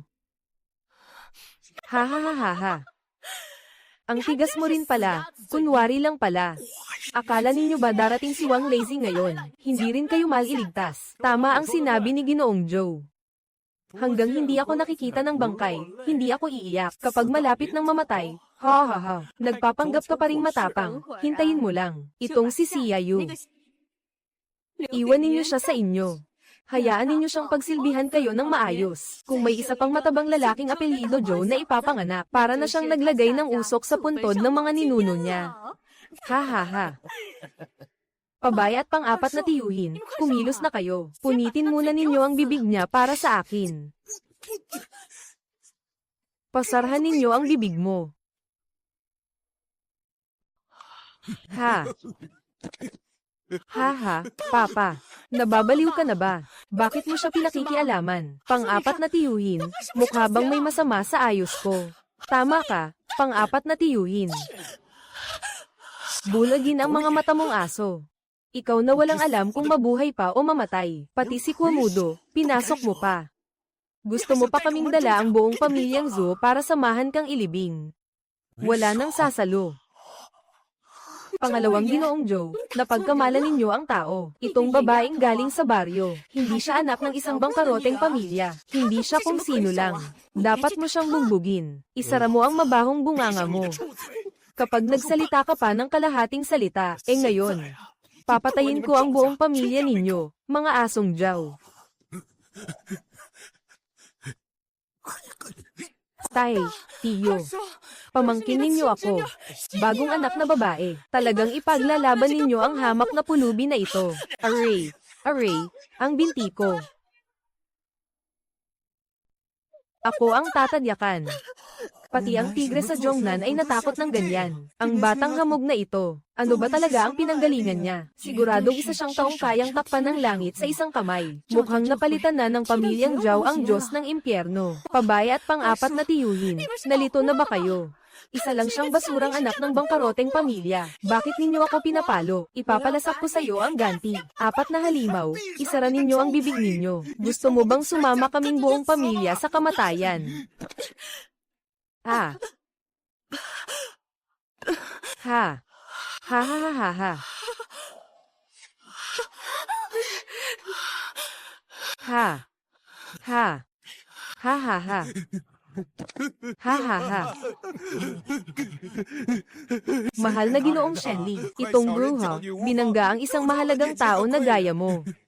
Pakiusap, patawarin ninyo kami, mahal na Ginoong Shenli. Iniligtas ninyo ang isa sa aming Joe. Ahahahahahaha. Isa lang ang sasabihin mo. Ngayon, mananawagan ako ng formal na paghingi ng tawad. Kasabay nito, bubuwagin ko ang taong ito. Kaya nga, mahal na Ginoo, itaas mo na ang iyong kamay at patawarin mo kami. Anino ng itim na dragon, isa siya sa ilalim ng grupong Molong. Si Shen Yu, ang respetadong tao sa buong mundo. Kagalang-galang na Shen, nagkamali ako. Talagang nagkamali ako. Sinabi mo lang na uulan. Lalaki mo ba siya? Wala po. Ako ang bulok na kabibe na naghangad ng karne ng gansa. Ako ang nagpadilim ng isip ko sa katangahan. Pabayaan mo ako. Sinabi mo pa talagang gusto mong sila ang maghiwalay ng asawa niya. Isama sa hulugan. Hayaan mo siyang pumalit sa iyo at ipasa ang angkan. Hayaan mong ipanganak ang bata at lahat sila ay magngalan sa iyo. Hindi ko alam na si Ginoong Siya ay tao mo pala. Kung alam ko lang sana. Kahit bigyan mo pa ako ng 100 tapang, hindi ko rin siya gagalawin. Grabe ang pawis mo. Hindi tao ko si Ulan. Ha ha ha ha ha. Ha ha. Pero buong grupo, walang naglakas loob na kumilos. Siya yun, bilisan mo at iligtas mo siya. Kakabukas mo lang, sinabi mo pang sasama ka sa akin. Tulungan mo ako.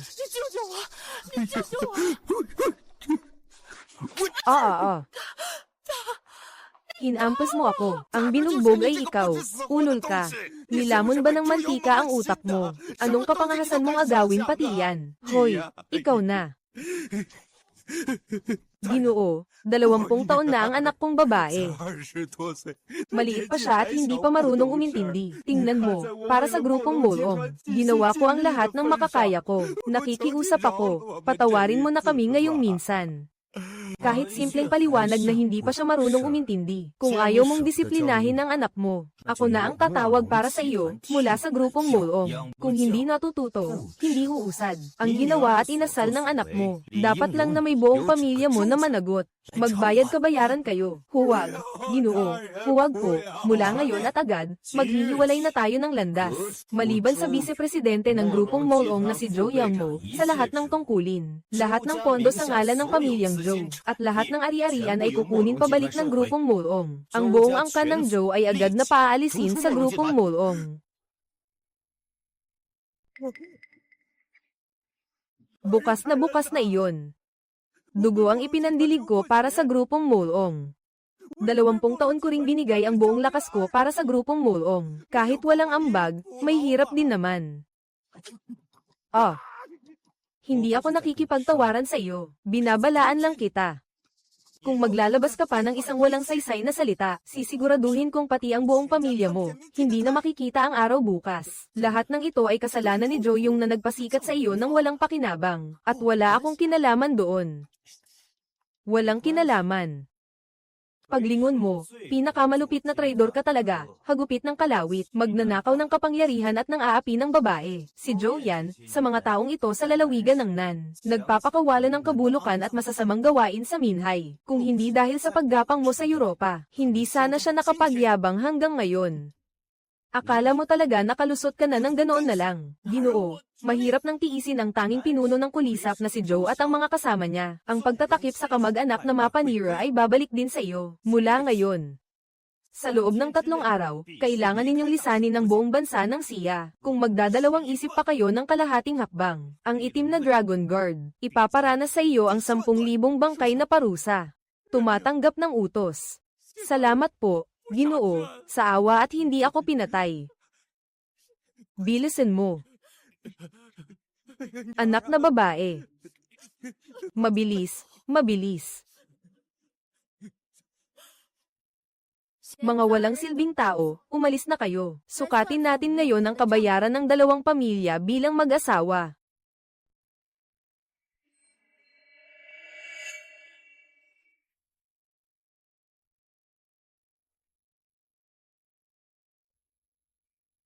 Mabuti ang alaala ko. Kakabukas lang sinabi sa akin ng pamilyang Zhao at ni Ginang Zhao na peke raw ang kahon na ito. Pampalamuti lang daw ang pilak. Halika. Pamilugin ko ang mga mata ninyong mga asong bulag. Suriin ninyo ng maigi. Hindi ko maintindihan. Walang sino man ang makakalabas ng pintuang ito ng buhay ngayon. Totoo. Totoo talaga. Sobra-sobra ang ginto na ito. Tahimik at mapagmatsyag. Ang kagalingan ni Ginoong Meisho ay tunay na kahanga-hanga. Ang inilabas nila ay siguradong hindi rekado. Nagkamali lang kami ng basa. Hindi pa kami nakakita ng mundo. Pasensya na po, napatla kami sa takot. Ako ang mayabang na nagmamagaling. Magsalita ka na, Ginoo. Ikaw ba ang dragon na bumaba mula sa langit? Kami itong mga hamak at walang kwenta. Nabangga ka po namin. Marami po kayong binibitbit na dangal. Pakiusap po, patawarin ninyo kami ng pamilya Zhao. Ho! Kagagaling lang ng ipinagpipilit nila kaming lumuhad. Hindi ba napakaangas ninyo, pamilya Zhao? Bakit ngayon parang mga asong sunod sa Nier na kayo? Mga walang utang na loob na mapagmataas. Nang malapit ng mamatay, saka lang natutong kumawag ang buntot. Sinasabi ko sa inyo, galit na galit ako. Peke lang ang lahat. Hindi ako naniniwala sa kung anong sinasabi ng matandang babaeng iyon. Isang babaeng taga-nayon na 10 taon nang nawala. Akala mo ba talaga sarili mo na ang reyna? Akala mo ba talaga lahat kami mga bulag? Isa ka lang palamuti na umaasa sa lalaki para umasenso. Tumahimik ka nga. At siya ba yung syota mo sa labas?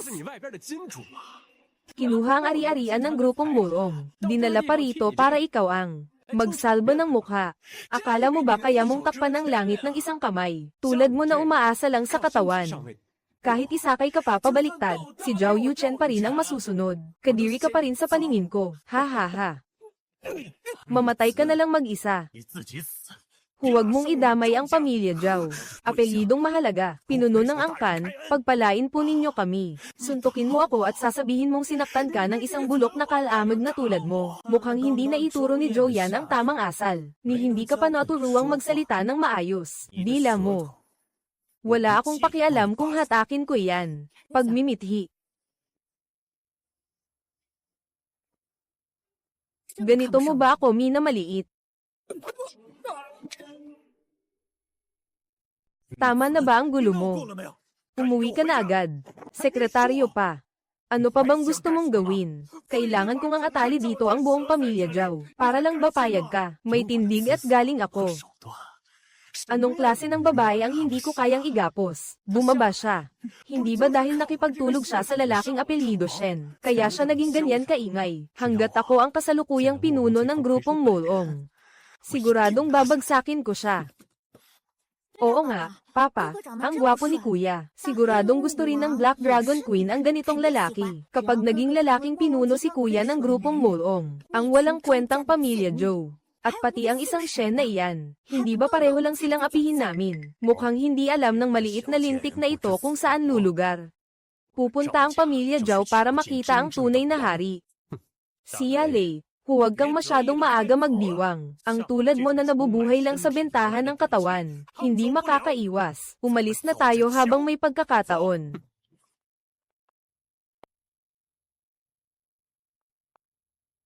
Mga hamak na kalabang tulad ninyo. Pakawalan mo na lang sila. Isang salita mo lang. Ang pagsalakay na ikinilala ng pamilya Zhao sa lungsod ng Binhay. Patayin na. Masyadong mahina ang tingin mo sa kanila. Magawa mo pa. Anong ibig mong sabihin sa sinabi mo? Pumatay ng tao at pinatay ang konsensya. Gusto ko munang bigyan sila ng pag-asa na makaakyat sa ulap. Tapos ako mismo ang magsusubsub sa kanila sa impyernong walang labasan. Si Zhao Yuchen na naman. Hindi porke panaginip. Gusto na niyang mapasok sa grupong Molong at maging pinuno. E di sa kanya na lahat iyon. Sino ang nagbalita kay Zhao Yuchen? Sabi pa nga na nakita raw ng pinuno ng grupong Molong ang litrato niya, at interesado raw sa kanya ng husto. Sabihin mo sa kanya na bukas ng gabi, pumunta siya rito para masuri ko siya. Naiintindihan. Sigurado siyang aakalain niyang paakyat na siya sa langit. Naglabas din sila ng balita sa labas. Pagkalipas ng 3 araw, magdaraos ang grupong Molong ng pagtitipon para kay Feng Ming. Dala ko ang utos para sa mga alituntunin ng pagtitipon para kay Feng Ming. Sa handaan ng Feng Ming, ako mismo ang magbibigay ng isang kautosang Feng Ming. Ang sino mang may hawak ng utos na ito, ay may ganap at walang kondisyong suporta ng grupong Molong sa kanilang angkan, para manatili silang maunlad sa loob ng 100 taon. Gusto kong makita kung paanong ang mga asong sakim at walang kabusugan ng pamilya Zhao, ay kikilos na parang desperado kapag nakita nilang may makukuha sa itaas. Kakawag ang buntot at aakyatin nila agad. Punta tayo at linawin ito. Terra. Ina. Umuwi na ang mga masasamang babae. Pwede na ba kayong kumalma? Ayos lang kung walang nangyari. Nandito ang kuya mo. Kahit mamatay pa siya, hindi niya hahayaang may sumagi sa iyo. Basta ang asungot na iyon. Nay, asawa ko, ang gulo ng pinagsasasabi mo. Nay, hindi ko maintindihan ang sinabi ninyo. Umalis ka na, kumalma ka muna. Nandito lang ako, wala na po. Nay. Nahuli na po ba ang tao? Pati yung matabang babae na naniningil ng utang. Halika. Makinig ka sa kuya mo at umalis ka na agad. Hindi po pwedeng hindi. Hahayaang sila ang maningil ng utang sa iyo. Ayos lang po, kuya. Lahat ng utang ay nabayaran na. Ang mga gagawang iyon, hindi na ulit maglalakas loob na guluhin kami. At ikaw naman ngayon, nakaayos ka na at ligtas sa pinakamahusay na ospital sa buong lungsod. Rilan. Sabihin mo nga sa kuya mo ang totoo, yung mga pautang na may napakalaking tubo, paano mo pa nabayaran ang mga iyon, at yung lalaking si Shenyu. Ano ang relasyon niya sa iyo? Kuya, hindi ba sinabi ko na sa iyo? Nagtatrabaho lang ako sa labas para kumita. Si Shenyu, sagot niya ang lahat, niloko mo pa ang iba, pero hindi mo ako maloloko. Yung taong tinatawag na Shenyu, may dala-dala pa siyang maraming bodyguard na may mga armas sa likod niya. Sa isang salita lang, parang puting tagak. Ikaw, isang bagong labas lang na dalaga. Sa tingin mo, ano ang puwersa mo? Na mapaikot mo yung mga halimaw sa lansangan. Kuya, pakinggan mo ako. Akala mo makakalusot ka pa sa panloloko mo sa akin. Dahil ba gusto mong bayaran pa ang utang ng pamilya, para mapapogi ka sa akin? Pumunta ka at makipagkita doon sa lalaking si Shenyu. Pumunta ka at magpaka-role model na asawa ng hindi mo naman asawa. Hindi ganyan ang iniisip mo, kuya, ako. Pagkagising ko, kung ano-ano na agad ang pinagsasabi ko, naniniwala akong hindi ganoong klase ng tao ang anak ko. Wala akong pakialam kung sino man si Shenyu. Basta mabuti siyang tao. Susuportahan siya ni nanay ng buong buo. Huwag mo nang pansinin ang mga chismis na iyan. Basta mabuti siya sa iyo. Kahit si ate mo, susuportahan ka rin. Ano pa ba? Mas mabuti pa kaysa sa walang utang na loob na si Zhao Yuchen. Ang nakakahiyang pagbibitiw sa kasal ay sa atin. Malakas hanggang 10,000 ulit. Basta normal lang ang relasyon ninyong dalawa. Kailangan ko pang bantayan ang nanay mo. Nagkakamali kayo ng akala. Ako si Shisha mula alas 10 hanggang alas 7. Shenyu. Totoo ngang si Shenyu iyon.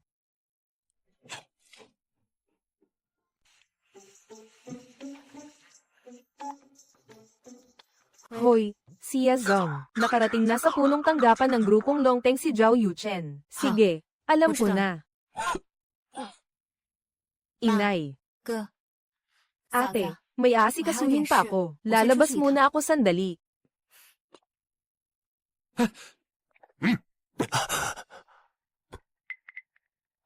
Ako si Zhao Yuchen. Nagpupugay sa dakilang Panginoon ng masama. Dumating na ang walang hanggang panahon.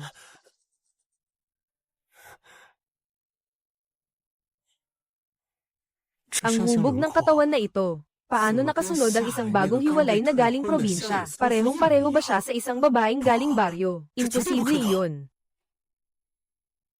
Ang pamilya Zhao ay dumating sa bulwagan ng punong tanggapan sa gitna ng gabi. Kung tawagin ay lahat binubugbog. Nakikiusap kaming dakilang Panginoon ng masama, iligtas ninyo ako. Tulungan ninyong alisin ang mga tauhan ni Bayhay. At ang kasunod, iyong walang hiya. Wasakin ng tuluyan. Kung papayag kayong tumulong at kumilos, at suportahan ang aming grupong Zhao, ang aming pamilya Zhao ay maglilingkod sa inyo ng buong buhay. Parang aso o kabayo. Hindi ko ibabagsak si Sia Ji. Suportahan ang pamilyang Zhao. Sa tingin mo sino ka ba? At nang ahas ka pang turuan ng Pangulo namin sa paggawa ng negosyo. Ano bang pinagmamalaki mo? Pumasok si Ginoo Luo. Nabalitaan kong matagal na kayong nasa pwesto ng hari. Wala kayong matinong lalaki sa paligid. Kung tutulungan mo akong tanggalin ang nakaharang. Ako si Zhao Yuchen. Mula ngayon, isa na ako sa mga tao ninyo, sa tabi ko. Sisiguraduhin kong magiging kontento ka. Gawin mo ako ng gusto mo. Sa tingin mo babagay ka pa. Ginoo Luo, ang tuso mo talaga. Ako lang ang nagbababa ng tingin sa sarili ko. Pero kung gusto mo akong tulungan, tanggalin ang mga dating nakaharang sa exam natin. Kalilimutan ko ang paghihiganti ko ngayon sa kahihiyan. Handa akong maging aso sa tabi ninyo. Kung gusto mong maging aso, bibigyan kita ng pagkakataon. Kunin mo. Maraming salamat sa biyaya ng Reyna. Sisiguraduhin ng pamilya Zhao na aalagaan ng maayos ang baliw na asong ito. Kami ang kakagat para sa inyo at dudurugin ang hadlang. Umalis ka. Kapag naglakas loob ka pang lumapit, babalian kita ng mga paa mo. Oo. Sa mga tuta, umalis na kayo. Hindi na marumi ang mga mata ninyo.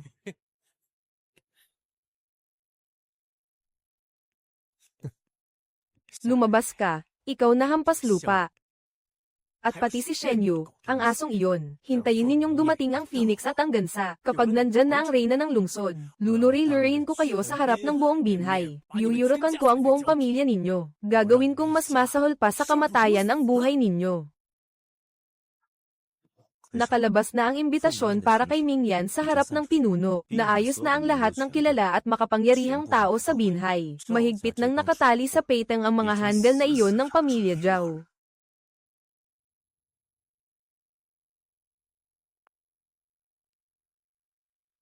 Malapit nang magsimula ang palabas.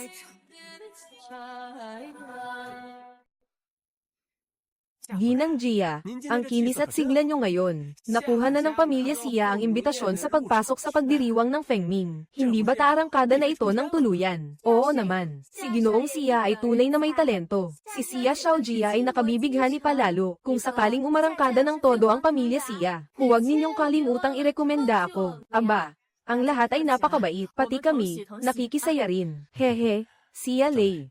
Tingnan mo si Inay, ang saya niya ngayon. Mula nang umalis si tatay, pinagpipiestahan na naman ng mga naniningil ang pamilya Sia natin. Kaya halos wala nang hininga. 20 taon na akong hindi nakitang masaya si Inay ng ganito.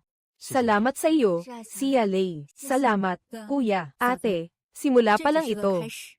Mula ngayon, walang mangangahas ng apihin ang ating pamilya. Ha? Akala ko sino ang gumagawa ng gulo dito. Ay, isa pala itong pulubing malapit ng malugi. Nasa tamang lugar pa rin para sa Fengming Banquet. Ano, nagpapakaastig ka pa? Ano ba ang problema? Bakit mo sinasabing malapit ng malugi ang pamilya Sia? Oo. Hindi ba may kaugnayan na ngayon ang pamilya Sia sa grupong Molong? Ano? Ngayon, si Ben Xiao ay isa ng sikat na tao sa tabi ni Bosco. Napunta ka pa rito ngayon. Isa kang panauhing personal na inimbitahan ni Bosco. Parang hindi ikaw ang bagay niyan. Ha? Lumuhad ka. Ikaw na murang binibenta ang sarili para umasenso. Karapat dapat ka bang makasama ako? Walang ibang karapat dapat dito kundi ako. Ang anak ko, tunay na dragon sa alon. Ganyan talaga ang buhay. Iba ang taas ng inakyat mo. Akala mo ba dahil umuulan ay ikaw pa rin ang mataas na nakatayo, ang young master ng pamilya Sia? Sinasabi ko sa iyo, bilisan mong pigilan ang wala sa wisyong kapatid mong iyan. Humingi ka agad ng tawad sa kuya mo. Kung nasa tamang mood ang kuya ko, baka mapagbigyan pa namin kayo. Pero kung hindi, buto lang ang makakain ninyo. Zhao Yuchen, huwag kang masyadong nagmamalaki. Huwag ninyong apihin ang pamilya Sia. Umalis na kayo, Ben Xiao. Ngayon, babagsakin ko ang dangal ng pamilya ninyo, at dudurugin ko hanggang maging pulbos. Buksan ninyong mabuti ang mga mata ninyo. Ano ito? Ito ang sagradong sangbody na personal na iginawad ni boss ko sa akin. Sa Binhay, iisa lang ang katulad nito. Kapag nakita ang token ni Feng, para na ring nakita ang Reyna. Totoo palang token ito ng pinakamataas na autoridad, Zhao Gangzi.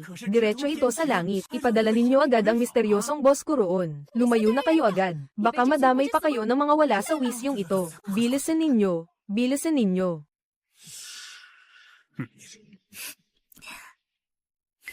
Paanong nangyari ito? Hindi kaya nagising na talaga ang langit sa pagbaba namin? Lei, anong klaseng alalay ka ba? Bakit wala akong makitang anino ng tao? Ha? Alam mo na bang pagkatapos kong matanggap ang token, ako ay nakakatakot ituring na pagong at magtago sa imburnal. Ay, anak, bakit ka pa nakikipag-usap sa ganitong klase ng tao? Isa siyang palabas na macho. Siguradong kinabahan na at napisa ang itlog sa pantalon. Pati gawang gabi na tiket, tumakbo pa. Kahit bigyan pa siya ng 100 lakas ng loob, hindi rin siya mangangahas agawin ng babae ni boss ko. Ngayon, hindi na rin ako natatakot. Sinasabi ko ng prangka sa inyo, maghiwalay na tayo. Nangako na si boss ng personal na tutulungan niya ang pamilya Zhao natin. Sa hapunang ito ngayon, ang magiging simula ng pag-angat ko ng lipad sa langit, at siya rin ang magpapaluhod at magpapalugod sa pamilya ninyo. Gusto kong manood kayo ng nakadilat na dilat, na mamamatay kayong lahat. Makinig kayong mabuti, lahat kayo. Mula ngayon, sino mang manggahas tumapak sa teritoryo ng pamilya Xia, sino mang manggahas magsalita para sa pamilya Xia, ay kalaban ko, si Zhao Yuchen, kalaban ni boss ko. Isang landas tungo sa kamatayan. Shaolei, hindi tayo natatakot, ang basurang handaan na ito, sobra na, hindi na tayo sasali, hindi kami mamamaalamos. Kuya, ihahatid kita pa uwi, kung hindi natin makuha ang suporta, hindi natin makukuha, ayoko na. Ano bang silbi ng marangyang buhay kung wala naman si nanay? Basta magkakasama lang tayong pamilya ng payapa at ligtas. Mas matibay pa kaysa ano pa man. Ang gusto lang ni Shaolei ay magkakasama tayong pamilya. Kahit gutom na gutom ka na, handa ka pa rin pakainin ang hipag mo. Mahilig kang manood na minamaliit kami. Malapit ka nang mamatay pero nagdadrama ka pa rin. Ngayong araw, nagkamali ka ng kinakalaban, Zhao. Gusto mo pang umuwi ng buo at maayos at mangarap pa. Nanay. Tandaan ninyong dalawa, Shaolei, hanggat tatag at tulungan lang tayong pamilya, wala nang hadlang na hindi natin malalagpasan. Kung totoong may nangyari ngayon, ha, naniniwala ako. Poprotektahan din tayo ni Itay mula sa langit, sandali lang, pipilitin kong pigilan sila, takbo kayo agad. Kuya. Hindi kailangang tumakbo, hipag. Ngayon, walang lalabas dito na kahit isang hibla ng buhok nang hindi pinapayagan. Ay. Siya, nagdadrama ka pa rin dito. Gusto mo pa akong takasan. Sabihin ko sa inyo, ngayong araw, walang isa man sa inyo ang makakalabas. Dito kayo, dito. Ngayon, nasa likod ko na ang suporta ng puno. Nagsisimula pa lang ang bangungot ninyong pamilya. Ipapahamak ko kayo sa Binhay. Kahit karapatang kumain, wala kayo. Tapos nang manggahas kayong kalabanin ng aming pamilya Zhao. Mula ngayon, kayong apat na magkakapamilya, sa basurahan na lang kayo kakain at magbubulsa ng tira, na parang aso. Hindi pa ba nila alam? Ang hambog na ito. Gumagamit ng malaking pondo ng grupong Molong sa pakikipag-ugnayan kay Shenyu. Ngayon, bagsak na ang sitwasyon. Nag-utos na ang puno na linisin ang mga tagalabas. Totoo pala ang sinabi niya. Ginamit ninyo ang pera ng grupong Molong. Ano na ngayon ang gagawin? Iyan ay ang makapangyarihang grupong Molong sa buong mundo. Ngayon lang natakot si Xia Lei. Kung gayon, lumuhad ka at dilaan ng malinis ang talampakan ng sapatos ko. Baka sakaling kausapin ko ng maayos ang puno para sa inyo. Ayan, isang napakagandang kasabihan para sa inyo. Kontrolado na ngayon ng grupong Molong si Shenyu. Handa ka nang ipako sa ilalim ng kulungan hanggang sa tumanda. Narinig kong nakipagsabuatan siya sa judge ng kasal, at ginamit ang pondo ng grupong Molong. Totoo ba talaga na wala siyang pakinabang? Walang ebidensya. Paano ba ipinangako ni Zhao Yuchen ng ganito kapatagan at tiwala? Malamang totoo. Manahimik kayo. Malinaw na malinaw ang kapatid ko. Imposibleng gamitin niya ang pera ng grupong Molong. Kung maglakas loob pa kayong dungisan siya, lalaban ako sa inyo hanggang kamatayan. Mga panauhin, magsisimula na ba talaga ang seremonya ng Fenyumang na ito? Hindi ba? Sa mga ganitong mataas na pagtitipon, laging si Ginoong Shen ang personal na namumuno. Sino ang taong ito? Mukhang tama ang sinabi ni Zhao Xiao. Pinalayas na si Shen Yuan sa lugar. Kahit ang kwalifikasyon niya bilang host ay agad na inagaw sa harap ng lahat. HMPH. Zhao Lei, idilat mo yang mga mata mo at tingnan mong mabuti. Bagsak na ang backer mo. 已经倒台了。 Gumuho na ng tuluyan ang pinanghahawakan mo. Hindi ba ang yabang mo kanina? Wala na yun, Shen Yu, sa mata ko. Wala kang kwenta kahit ikumpara sa isang asong gala, HMPH. Ganun ha. Sigurado ka bang panalo kayo? Mga mumunting hamak ng pamilya Zhao. Malapit nang mamatay pero nagmamayabang pa rin. Ano? Walang kabaong, walang iyak. Ngayon, dudurugin ko ang natitira ninyong pamilya, hanggang sa huling buto. Huwag ka nang magkalat dito. Bilisan ninyong tumayo sa harap nating lahat. Ito ang huling hantungan ng kautosang Fengming. Lupaypayin natin ang mga lintik na probinsya nung ito. Ang langit ng Binhai. Sino ba ang nagpasimula nito? Sa bisa ng pinakamataas na pasya ng grupong Molong, ipinahahayag ko ang atas na ito. Ang mga pamilya ng Binhai na sinusuportahan ng napakalaking pondo. Grupong Zhao. Ha ha ha ha ha. Ang grupong Zhao. Natalo na ang aming Zhao Tianyang.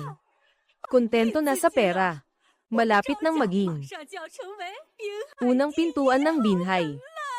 Lumabas ka. Ikaw na walang utang na loob na palaboy na walang ama at inang nagpalaki sa iyo. Sinasabi ko sa iyo, ubos na ang pamilyang Siya. Bakit hindi ka palumuhad at dilaan ang sapatos ng kuya mo? Lugmok na kayo, mga Siya. Pasensya na. Hindi ko naprotektahan ang pamilya natin. Nay, Panginoon ko. Mukhang kailangan kong bayaran sila gamit ang buhay kong ito. Ako ang magbabayad. Nakita ba ng pari? Iyan ang kapangyarihan. Iyan ang lakas.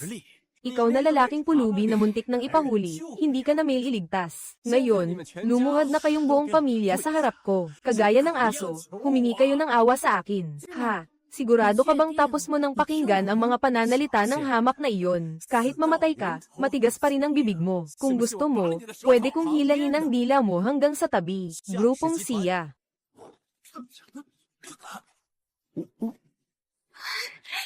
Ah, grupong Siya pala ang sinasabi mo. Ano raw ang sabi mo?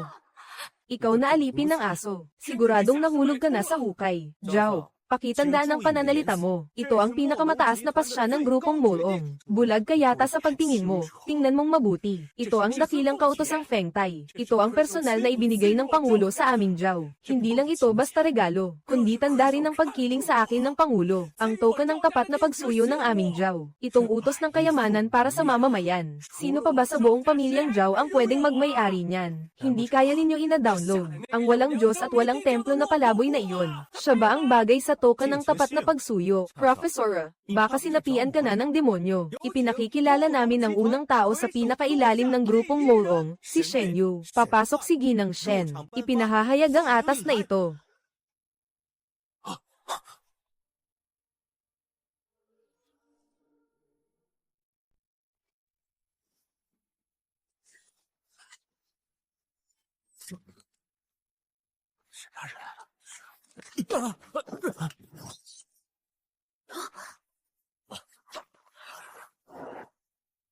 Ginoong Siya, ang kautosang Fengming na ito, ay espesyal na regalo ng Pangulo sa pamilyang Siya. Mula ngayon, ang grupong Molong ay magiging buong grupong Siya. Pinakamatibay na panangga. Sino ang mangangahas umalipusta kahit isang hibla ng buhok ng pamilyang Siya? Lalaban kami ng walang takot laban sa buong underground na imperyo. Ito ay para sa 给 akin. 我的。 Ginang Shen, hindi kaya nagkamali ka. Tiyak na tama. Ang pinakamainam sa lahat ng nararapat sa pamilyang Siya. Itaas at ibaba ng bahay. Hindi ba sinabi mo na ang dakilang kautosang Fengming na ito ay ang token ng tapat na pagsuyo na para sa aming pamilyang Zhao? Hindi ba sinabi mo na ang utos na ito ng kayamanan para sa mamamayan ay sa aming pamilyang Zhao? Ano ba talaga ang nangyayari sa iyo? Imposible, talagang imposible. Ang piniling ni Pangulong Molong ay ako. Paano niya ibibigay ang atas? Sa isang salot na walang amang nagpalaki. Naiintindihan ko na. Sa wakas naiintindihan ko na. Shen Yu, ang lahat ng kaguluhang ito Ikaw ang may pakana, demonyo ka. Ikaw ba ang palihim na lumamon sa atas na ibinigay sa akin ng Pangulo? Gamitin mo iyon para lasapin ng lubos ang ulupong na ito. Isa ka lang alipin ng babaeng nangingibabaw sa iba. Ningyu, anong pakulo na naman iyan ng asawa niya? Huwag mong isipin na hindi ko alam. Iinggit ka lang dahil nasa trono ako. Nakuha mo na ang pabor ng Ginoo. Sapat na. Umaasta na parang ikaw ang ikalawang pinuno ng grupong Molong. Peking utos na lang ng emperador. Ang perang nakalaan sana para sa aming pamilya Zhao, ipinamahagi ninyong mga dukha. Ibinigay pa sa inyo ng mga palamunin na mga yan. Gusto mong maghimagsik? Sige.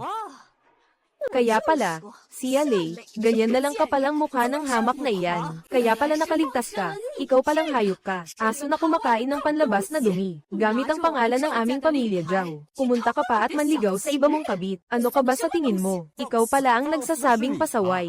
Isa ka lang utosang aso na tumutulong kay Ningyu. Isang bantay lang na aso. Tapos na. Ang tunay na nakatayo rito ang lalaki ay ako. Kapag dumating siya, sisiguraduhin kong babalatan ko siya ng buhay. Aalisin ko ang balat mo. Bakit ka nakatunganga pa? Tawagin ninyong lumabas si Ningyu. Lalantad ko mismo sa harap nila ang tunay na mukha ng mag-asawang asong ito. Hintayin ninyong dumating siya. Papakita ko sa kanya na ang ikalawang pinuno niya ay isang basura na nagpapaabot ng sipsip para lang sa dangal. Ha? Gusto mong makita si Ningyu? Ha? Gaya ng gusto mo.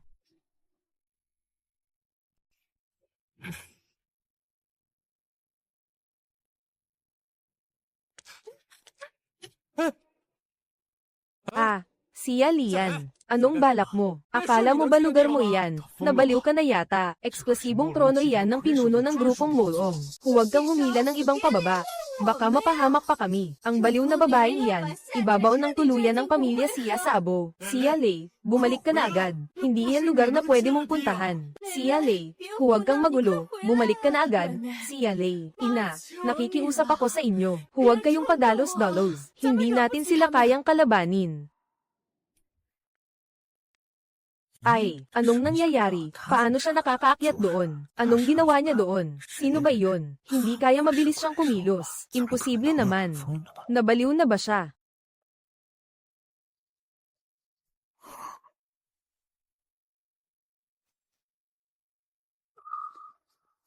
Naupo na siya. Ano to? Ano? Bakit ang laki mo ngayon? Zhao Yuchen, hindi ba maingay ka pa kanina at gusto mo pa akong harapin ng harapan? Ay, ikaw na walang alam kundi mamatay na dukha. Ano ka ba sa tingin mo? Nang ahas ka pang umupo sa pwesto ng pinuno, bumaba ka nga agad. Naririnig mo ba? Bumaba ka na agad. Lumayas ka riyan. Akin ang upuang iyan. Bakit ako ang aalis? Anong klaseng utak ba ang meron ka? Sa isang aliping ibinenta sa labas, ganyan ka na lang. Ang kapal mo, ang lakas mo pang magpakita bilang pinuno ng grupong Molong. Akala mo ba bagay sa iyo? Nakakita ka na ba ng walang hiya? Hindi pa. Ikaw na nga ang pinakamawalang hiya. Hindi ka ba man lang mahiya at tingnan ang ugali mo? Ang suot mo, para kang palaboy na nagbibihis na parang bulaklak. Akala mo kapag nakaupo ka sa gintong upuan, reyna ka na. Hindi ka pa bumaba, gusto mo pang mamatay. Huwag mong dungisan ng upo ang mahalaga ng pinuno. Xia Lei, bumaba ka na. Kapatid, nakikiusap ako sa iyo. Sapat na ang sakit na dinanas ng pamilya natin. Huwag mo nang dagdagan pa ang gulo. Ang panggagaya sa pinuno ng Molong ay parusang kamatayan. Lumuhad na ako sa harap mo. Bumaba ka na. Bumaba ka na at umalis. Wala akong ginagawang masama. Hindi rin ako nagkukunwaring ibang tao. Tumayo ka. Kami ng pamilya namin. Hindi na muling luluhod. Itaas ninyong lahat ang mga tainga at pakinggan ninyong mabuti. Ako ang kinatawan ng grupong Molong sa Binhay.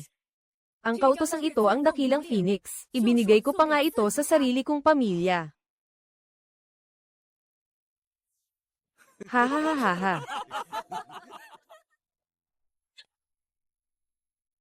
Anong kalokohan ang pinagsasabi mo? Huwag kayong paikutin ng taong iyan. Malinaw na kachat niya si Shen Yu. Tumigil ka. Dala mo ang peking utos at dito mo pa kami niloloko. Anong sabi ko? Xia Lei, bakit ang ingay ng palengke mong dila? Ayun pala, gumagawa ka lang ng palabas. Xia Yu, tingnan mo ang anak ng pamilya Xia ninyo. Para saan pa nga ba ginagawa ang lahat ng to? Talagang ipinahiya mo ang mukha ng angkan natin. Kadiri ka.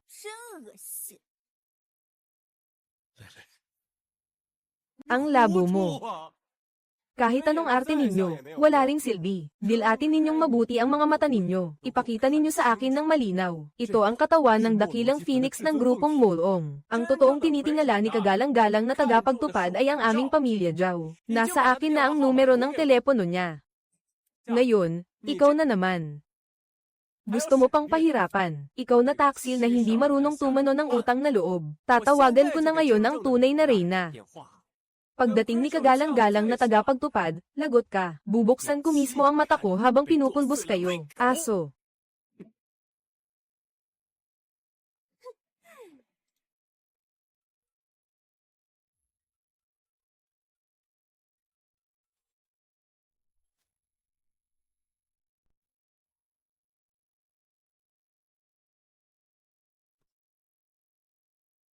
Aba. Bakit? Natahimik ka. Hindi ba ikaw ang maingay kanina at gustong makaharap ako? At pulbasan daw ako, ha? Aso. Imposible. Talagang imposible. Paanong mangyayari na ikaw ang chairman ng grupong Molong? Peke ang lahat ng to. Isa ka lang namang hampas lupang galing sa bukid. Peke rin ang lahat. Tapos na. Lantad na ang lahat. Ay. Ang anak ko ay may dalang kautusan ng dakila. Paano nangyari yun? Mismo, ang babaeng halimaw na pumapatay ng hindi kumukurap. Ina. Leylay, hindi talaga siya ang anak ko. Ano? Ano na ba ang pinagdaanan mo nitong mga taon na to? Xiaolei, Zhao Yuchen, araw-araw mong bitbit yang lumang piano na yan para magyabang. Ipakikita ko sa lahat. Ikaw na asong napili ko. Kung paano dapat bumuntot at magpakabait sa akin. Bitawan. Ha, tingnan mo nga ang kapal ng mukha mo. Nakakahiya ka talaga. Sobra na ang kapal ng mukha mo. Kabarin mo ang damit mo. Aso. Gusto mo pang umangat ang pwesto mo. Kahapon, ganyan ka rin nagmamatapang. Nakakatawa, hindi ba? Pwede kayong tumingin, pero bawal magyabang.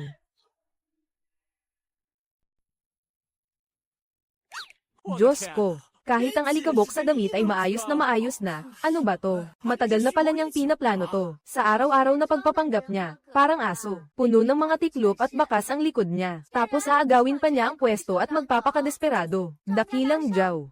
Kung ako ang tatanungin ninyo, kagaya ng batang Zhao ng pamilya Zhao, aso lang din ang diferensya. Talagang ipinahiya ninyo ang 18 henerasyon ng angkan ninyo. Ha ha ha, ipasara ninyo sila. Lahat ay ipasara ninyo. Hindi makapagsalita kahit gumanti. Buksan mo na lang ang mga mata mong parang aso at panoorin. Xiaomei. Ikaw na lasong babae. Bakit mo ba ako Gina ganyan? Alam na alam mong ako ang may sala, pero ganyan ka pa rin. Hindi ba? Gusto mo lang sigurong magmukha akong aso. Nalumuhad sa harap mo at magmakaawa. Ang baby ko ang inapi mo. Ang babaeng to na dapat durugin ng walang awa. Patay na si Modehong. Huwag mo akong hawakan. Bitiw na. Mula bata pa lang, magkalaro na kami. Pati engagement namin noong mga bata pa kami. Bakit kailangan mo akong tretuhing ganito kalupit? Bakit mo pilit na itinulak ang wallet ko na para bang gusto mo akong ikamete? Walang awa. Ikaw na hayop ka, may mukha ka pang magtanong kung bakit. Wala kang awa, hayop ka pa, may gana ka pang magtanong kung bakit. Sa kaarawan ng ama ko. Ibinenta mo ang kasunduan natin sa harap ng madlang taong dito. Niyurakan mo ang alaala ng ama ko sa langit. Naisip mo ba kung gaano kakalupit? Pinapahiya mo ang kuya ko sa harap ng lahat. Ubusin mo ang isang buong bote ng matapang na alak. Nang pinipilit kami ng bangko at halos masakal ang buong pamilya ko sa utang. Naisip mo ba kung gaano kakalupit? Kumapit ka sa impluensya at kayamanan. Tulad ka lang ng aso na nakaluhod sa lupa. Isinuko ang dignidad mo para magpakabenta. Nagmakaawa ka sa aking kawawang sarili. Noong panahong wala nang mapaglibingan ang buong pamilya. Naisip mo ba ang araw na ito? Akala ko, dahil may dating tayong kasunduan sa pag-aasawa, pagbigyan mo naman ako sa pagkakataong ito. Kahit gaano kalaki ang mali ni Xiaolei, kasalanan pa rin naming pamilyang siya. Pakiusap, magpakumbaba ka naman. Pagbigyan mo na lang ang pamilyang siya. Ang huling palom ng iyong ama. Ayaw rin niyang makita ang gulong sinapit ng dalawang pamilya natin. May gana ka pang sipin ang tatay ko. Noong mga panahong wala pa kaming makain, kung hindi dahil sa aking ama. Kayong mga jaw, gutom na gutom pa rin sa kalsada. Kayo, ang 4 na miyembro ng pamilya ninyo. Sino ba sa inyo ang hindi tumulong sa panggigipit? Huhusgahan natin ito ng patas. Ganti sa utang at sama ng loob. Kayo rin ang dapat managot. Sino ba ang papayag? Utusan mo ang mga tao mo na siyasatin ng mabuti ang lahat ng ebidensya at krimen ng grupo ng Malong. Lahat ng detalye at kasalanan nila. Pilit na pagbili at pilit na pagbenta. Pandaraya sa buwis, walang laktaw. Aayusin ko ito ayon sa patakaran ng grupo ng Molong. Ipapahiya ko ng lubusan ng angkan ng Jaw sa binhay. Sumunod ka.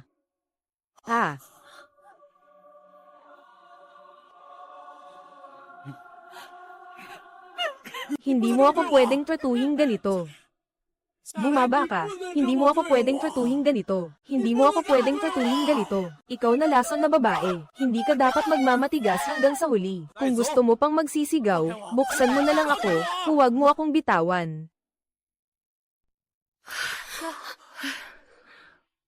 Ate. Hipag. Kahit ano pa ang pagkatao ko. Habang buhay akong anak ng pamilyang Siya. Pasensya na, lagi kitang nililihiman. Nakapagdulot ako sa inyo ng matinding takot at pagkabigla. Naduraj kayo sa hirap at pang-aapi. Aking Leylay. Anak, hindi na mahalaga kung sino ka man. Basta buhay ka. Basta umuwi ka lang. Ayos na. Malaki na si Xiaolei. May ipagmamalaki na. Sa susunod, hindi mo na kailangang ipagharap ng espada ang buhay mo para sa kanya. At hindi na rin kailangang hiwalayan ng hipag mo ang kuya mo. Ate. Mula ngayon, hipag. Wala nang mga api sa pamilya natin. Noong itinatag ko ang grupong Molong, ang layunin ko ay burahin sa mundo ang mga kriminal at halimaw, pati ang ugat ng bentahan ng tao. Para hindi na maranasan ng mga magulang sa mundo, ang sakit na tumusok sa puso. At para wala ng batang kagaya ko, na tuluyang mawawalan ng ama. Tatay. Nakauwi na ang anak mo. Nahuli ko na ang mga salot na Samira at pumatay sa ating pamilya. Lahat sila. Ang kaluluwa ng iyong ama sa langit ay pwedeng mapanatag na.